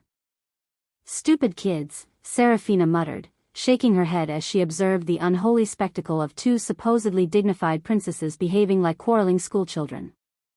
Rachel Creighton, the future saintess, and Cecilia Slatemark, the future archwitch, were currently locked in a very undignified game of cat and mouse down the corridor, one waving a phone triumphantly, the other looking ready to summon fire and brimstone. It was almost enough to make Serafina laugh. Almost. Instead, she sighed and folded her arms, her silver hair catching the artificial light like threads of spun moonlight. Unprincess-like doesn't even begin to cover it, she murmured to herself, though there was no real malice in her tone, just a faint, lingering bemusement. If anything, it was oddly endearing to see the two of them let their walls down, even if it was at the expense of decorum. Still, as much as their antics grated on her sense of order, she couldn't entirely fault them. She'd seen it, the way Rachel's eyes softened when Arthur spoke to her, the way Cecilia's voice lost its edge when she teased him. They were two very different women,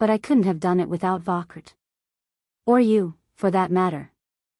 She rolled her eyes, but I caught the faintest hint of a blush. Don't start getting sentimental on me, Arthur. I only helped because you're a paying customer. Sure, I said, drawing the word out.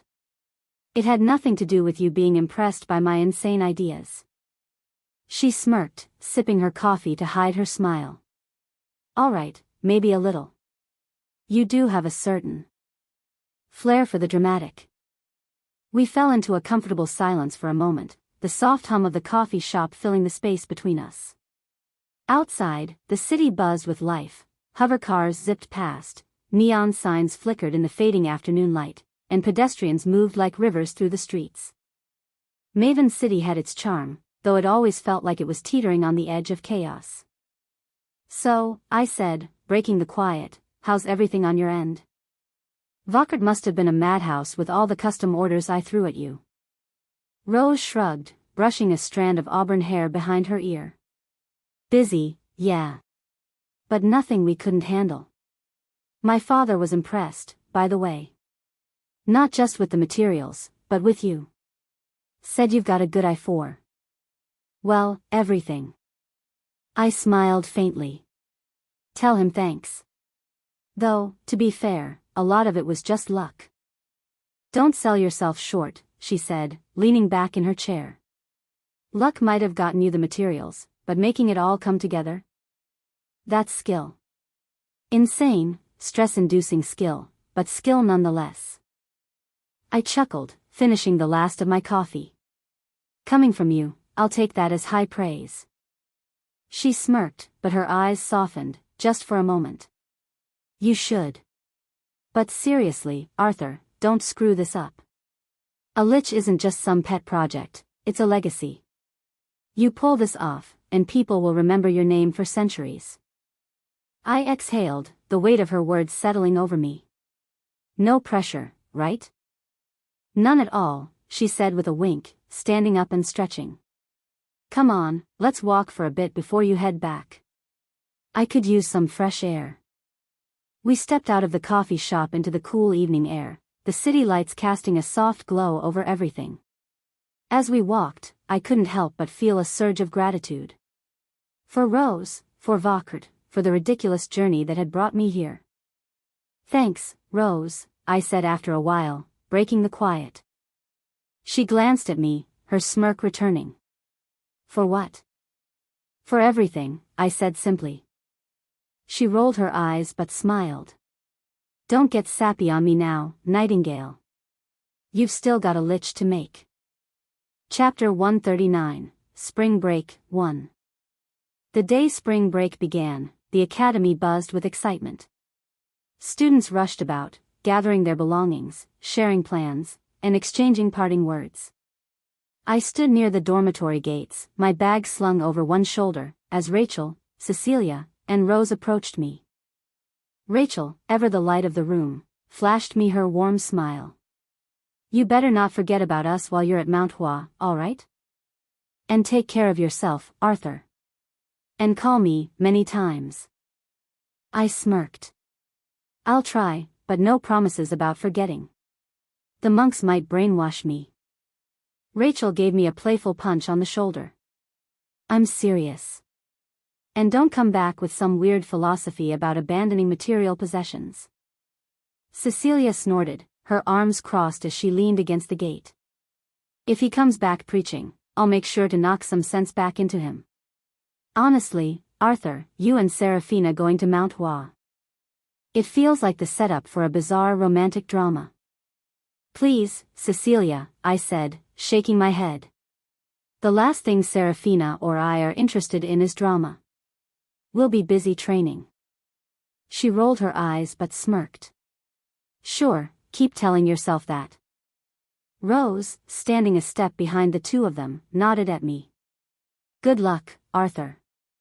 If you need anything while you're away, just let me know. And remember, you owe me a proper update on that lich project when you get back. I chuckled. I'll keep you posted, Rose. Thanks for everything. She gave me a small smile, her usual calm demeanor intact. Don't mention it. Just don't die climbing mountains or something ridiculous like that. I laughed, shaking my head as I slung my bag higher on my shoulder. I'll try my best.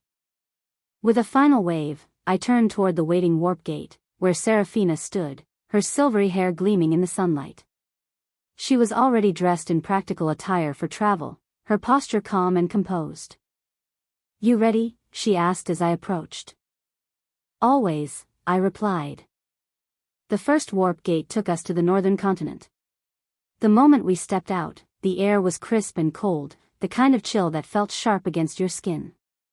Snow blanketed the landscape, and the bustle of the station was accompanied by clouds of breath from hurried travelers. This was a city without any temperature control, as that was only in big cities like Luminark and Nimran. "Quite a contrast," I remarked, adjusting my jacket. Serafina nodded. "We won't be here long. The next gate is just across the station." The second warp gate brought us to the eastern continent, and the change was immediate. The air was warmer, the landscape dotted with rolling hills and thick forests. The station was larger here, bustling with activity. People moved with purpose, and the faint scent of spices and flowers lingered in the air.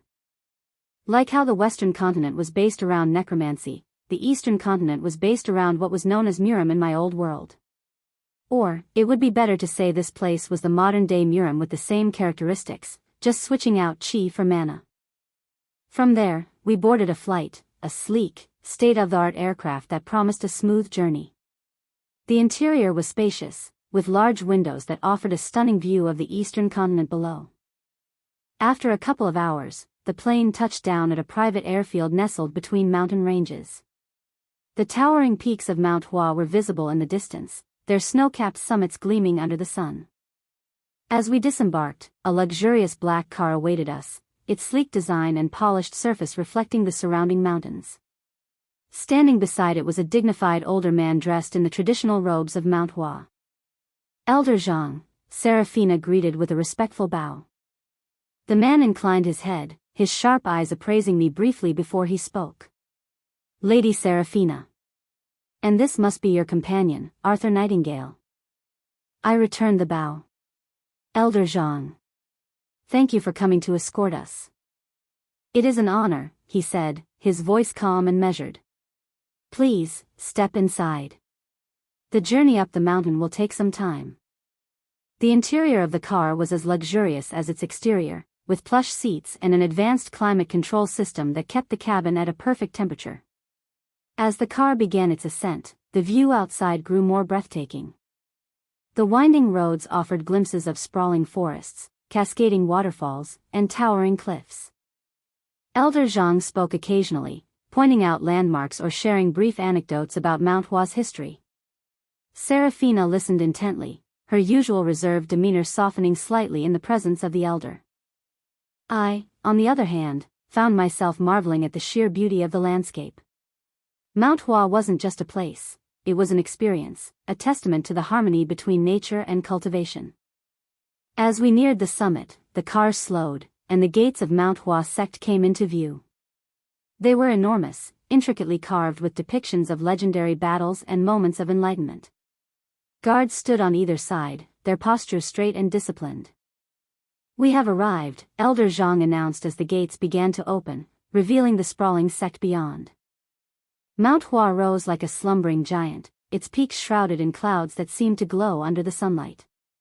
The mountain was vast, a towering colossus that seemed to stretch endlessly into the heavens. Verdant forests covered its lower slopes, giving way to rocky cliffs and cascading waterfalls that sang as they tumbled down to the valleys below. Stone pathways zigzagged up the mountain, flanked by vibrant cherry blossom trees that swayed gently in the breeze, their petals a soft pink contrast to the deep greens and grays of the landscape. "Welcome to Mount Hua," Serafina said as she led me along one of the many stone pathways. Her voice was steady, but there was a softness to it, an unspoken pride in her words. The sect itself sprawled across the mountain, its architecture a blend of ancient tradition and modern functionality. Grand halls with curved rooftops stood against the cliffs, their tiles gleaming in the sunlight. Towering pagodas dotted the landscape, their spires piercing the sky. Training grounds were nestled among the trees, their stone floors worn smooth by generations of disciples. Statues of legendary swordsmen adorned the pathways, each one carved with such precision that they seemed ready to step off their pedestals and draw their swords. Disciples moved with purpose, their robes flowing as they practiced intricate sword forms or meditated in serene courtyards. The air was thick with the hum of energy, a palpable testament to the sect's long history of martial excellence. "It's beautiful," I said, my eyes sweeping across the landscape. "Almost unreal." Serafina nodded. Mount Hua is more than just a sect. It's a sanctuary, a home. It's where legends are born and raised. She led me past a courtyard where young disciples were practicing their swordsmanship under the watchful eye of an elder. Their movements were sharp and precise, a testament to the rigorous training they underwent. "Come," Serafina said, motioning me to follow her as she climbed a set of stone steps that seemed to disappear into the clouds. We passed through a grand archway inscribed with ancient runes that glowed faintly as we crossed. Beyond it lay the heart of the sect, a vast plaza surrounded by towering halls. In the center stood a massive tree, its blossoms a radiant gold. "The tree of virtue," Serafina explained, a symbol of Mount Hua's enduring strength and wisdom. "Where's my father?" she asked one of the disciples who bowed deeply at her approach. "The patriarch is not currently at Mount Hua," the disciple said respectfully. "He left for a summit at the Eastern Sect Alliance 3 days ago." Serafina sighed, her shoulders relaxing slightly. "I see. Thank you." "Your father?" I asked as we resumed walking.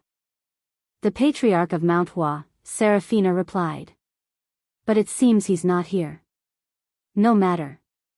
She glanced at me, her silver blue eyes assessing. "You'll need someone to guide you during your time here." She stopped in front of a hall that exuded an aura of quiet authority. "I'll make you my uncle's disciple for now. He's the lightning dragon of Mount Hua and one of the finest teachers in the sect. You'll learn more from him than from anyone else here." "Your uncle?" I asked, raising an eyebrow. "Master Li, a high immortal ranker, second strongest in the sect after my father," she clarified. "He might be strict, but he's brilliant. If you're serious about improving, you won't find a better teacher." I nodded, trying to suppress a flicker of apprehension. "Come on," Serafina said with a small smile. "Let's find him and make this official." She led me toward one of the grand halls, her stride confident, the weight of the mountain's legacy seemingly lighter on her shoulders. For me, however, the enormity of the opportunity, and the challenge, began to settle in. Chapter 140, Spring Break, 2. In a sect as venerable as Mount Hua, hierarchy was everything. The chain of command didn't just determine who gave orders and who followed, it was a philosophy in itself, a discipline mirrored in every aspect of their training. At the apex stood the elders, ascendant rankers whose wisdom was said to shape the very essence of the sect. Above them were the masters, immortal rankers whose strength rivaled the myths themselves. Below them came the disciples, divided into generations, first class, second class, and third class. Age determined where you stood, but your potential decided how far you could rise within your generation. Core disciples were taken under the wing of masters, inner disciples by elders, and the rest, outer disciples, were left to claw their way up through sheer determination. As a 15-year-old, if I were to join Mount Hua, I'd be classified as a second-class disciple. But more importantly, if I could convince Master Li, Serafina's uncle and the second strongest person in the entire sect, to train me, I'd be placed among the core disciples, a position reserved for those deemed extraordinary. "Uncle can be particular," Serafina said, scratching her cheek. "He might train you because I asked him, but taking you as his disciple? That's no guarantee." I grinned. "I don't think I'll be rejected." She sighed. Confident as always. We made our way to Master Li's residence, a modest yet elegant hall nestled against the cliffs of Mount Hua. Cherry blossoms framed the path leading to his door, their petals carpeting the stone steps like a welcoming rug. Serafina knocked firmly, the sound echoing faintly in the tranquil air. The door slid open with a soft hiss, revealing Master Li. He had the same silver hair as Serafina, though his eyes were a deep, contemplative black. There was a faint resemblance between them, though where Serafina radiated an icy poise, Master Li carried a disarming warmth that was almost paternal. "It's been a while, kiddo," he said, ruffling Serafina's hair as though she were 10 years old. She pouted but didn't move to stop him, her usual composure dissolving in the presence of her uncle. "It's good to see you, uncle," she said, her voice lighter than I'd ever heard it. Master Li's gaze turned to me, his lips curling into an amused smirk. "And who's this?" "Your future husband." "Uncle." Serafina's face turned crimson as she delivered a sharp kick to his shin. "He's my friend from the academy. He wants to improve his swordsmanship." Li chuckled, rubbing his shin with mock exaggeration. All right. Don't be so prickly. Sarah, I'll train him because you asked, but making him my disciple, that's another matter entirely." "Uncle, please," Serafina said, her voice insistent. "Use the stone." At that, my brow furrowed. "The stone?" Li sighed, looking at her like she'd just suggested borrowing the moon. "I don't have the authority for that, and you know it." Serafina crossed her arms. "I am the princess. I'm giving you the authority." He rubbed the back of his neck, clearly reluctant. "Sarah, if your father finds out." "Leave him to me," she said with a wave of her hand. "Use the stone." Li grumbled under his breath, but finally relented.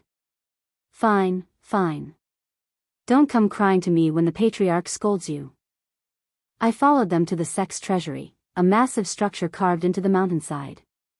The stone walls glimmered faintly, inscribed with protective runes so intricate they seemed to hum with latent energy.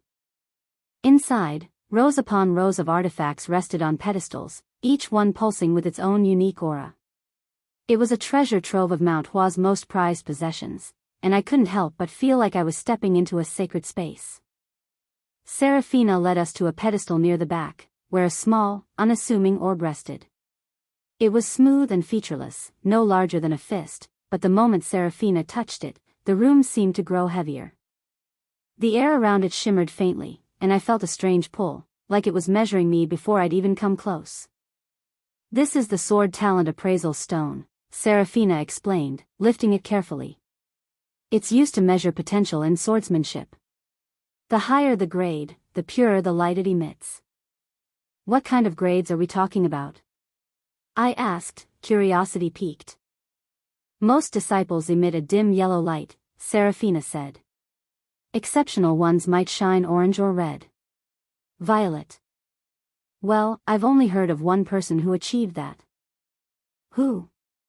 I asked. She hesitated. "My brother." I swallowed hard but nodded. "All right. Let's do this." We stepped outside to an open courtyard, the wind carrying the faint scent of blossoms. Serafina handed me the stone, her gaze sharp with anticipation. "Focus your intent on it," she instructed. "It will respond to your affinity for swordsmanship." I held the stone in my hands, its smooth surface cool against my palms. Closing my eyes, I focused, letting my mind clear. I thought of every battle, every duel, every painstaking hour spent refining my technique. I thought of the way the blade felt in my hands, the way it became an extension of myself. The stone began to hum softly, a faint vibration that grew stronger with each passing second. When I opened my eyes, I saw it. A light. Not yellow, not orange, not red. A pure, radiant violet that bathed the entire courtyard in its glow. Li's eyes widened, his usually relaxed demeanor replaced by a rare seriousness. "Violet," he murmured. "Pure violet." Serafina's lips parted, her usual calm cracking ever so slightly. "That's..." Without another word, Li turned to me. "Show me your skills," he said, his tone brisk. "Let's see if the stone tells the truth." I barely had time to react before he tossed me a wooden practice sword. Taking one for himself, he moved to the center of the courtyard, his stance loose but unmistakably lethal. "Come," he said, the warmth in his voice replaced by the sharp edge of a master. I stepped forward, gripping the practice sword tightly.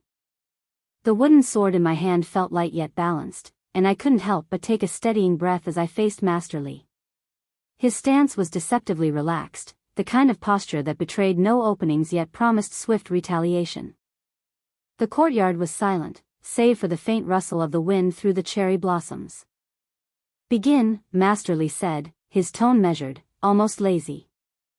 I surged forward, the opening movements of Tempest Dance already in motion. The first strike was fluid, a low diagonal aimed to test his reflexes. He parried with an almost bored flick of his wrist, his wooden blade ringing out as it met mine.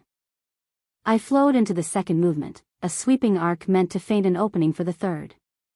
His sword moved like water, effortlessly redirecting my blade. But Tempest Dance wasn't about single strikes, it was about compounding momentum. Each movement built upon the last, every successful transition doubling the speed and power of the next.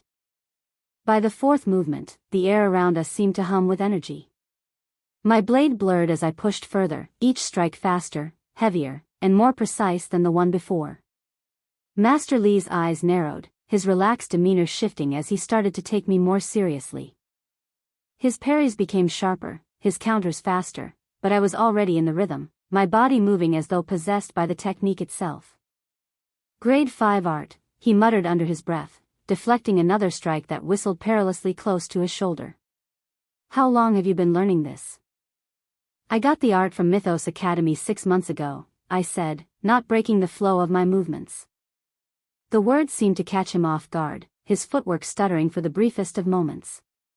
6 months, he repeated, his voice tinged with disbelief. Impossible. But I didn't stop. The seventh movement came down like a thunderclap, my blade cutting through the air with enough force to send a gust of wind rippling through the courtyard. Master Li parried, but the impact made him slide back a step, a testament to the technique's growing power. By the ninth movement, my body felt like it was on fire, the strain of maintaining the compounding momentum beginning to take its toll. My muscles screamed, but I pressed on, the final crescendo of Tempest Dance within reach. Master Li met me blow for blow, his own skills unmatched, but I could see it, the faint flicker of acknowledgement in his eyes. And then I stepped back, my chest heaving. The sequence was done. But I wasn't finished. "Good," Master Li said, his tone neutral, though I could hear the undercurrent of respect. "You have a strong foundation, but..." He didn't get to finish. I gathered my mana, the air around me crackling as I activated Lucent Harmony. The familiar pulse of light mana coursed through me, merging with the refined synchronization of my movements. The world seemed to slow as I channeled a 5-circle spell into my next strike. "God Flash," I whispered. I vanished, my body a streak of radiant light as I closed the distance in a blink. My blade, imbued with the sheer brilliance of light mana, crashed against Master Li's sword with a deafening boom. The force of the impact sent a shockwave rippling outward, scattering cherry blossoms and leaving a faint scorch mark on the ground where I'd stood. Master Li stood frozen, his sword raised in a block, his dark eyes wide with shock. For the first time since I'd met him, he seemed at a loss for words. I stepped back, lowering my sword as the glow of Lucent Harmony faded. My breath came in ragged gasps, sweat dripping down my brow, but I met his gaze steadily. Master Li finally lowered his own blade, his expression a mixture of incredulity and admiration. "A 5-circle spell, seamlessly integrated into your swordsmanship," he said, his voice quieter now. "At your age, at your rank. That level of control, that creativity, it's absurd." He exhaled, rubbing his chin thoughtfully. "Arthur, there's no doubt about it. The stone was correct. Your talent isn't just exceptional, it's grade 6. You're a monster in the making."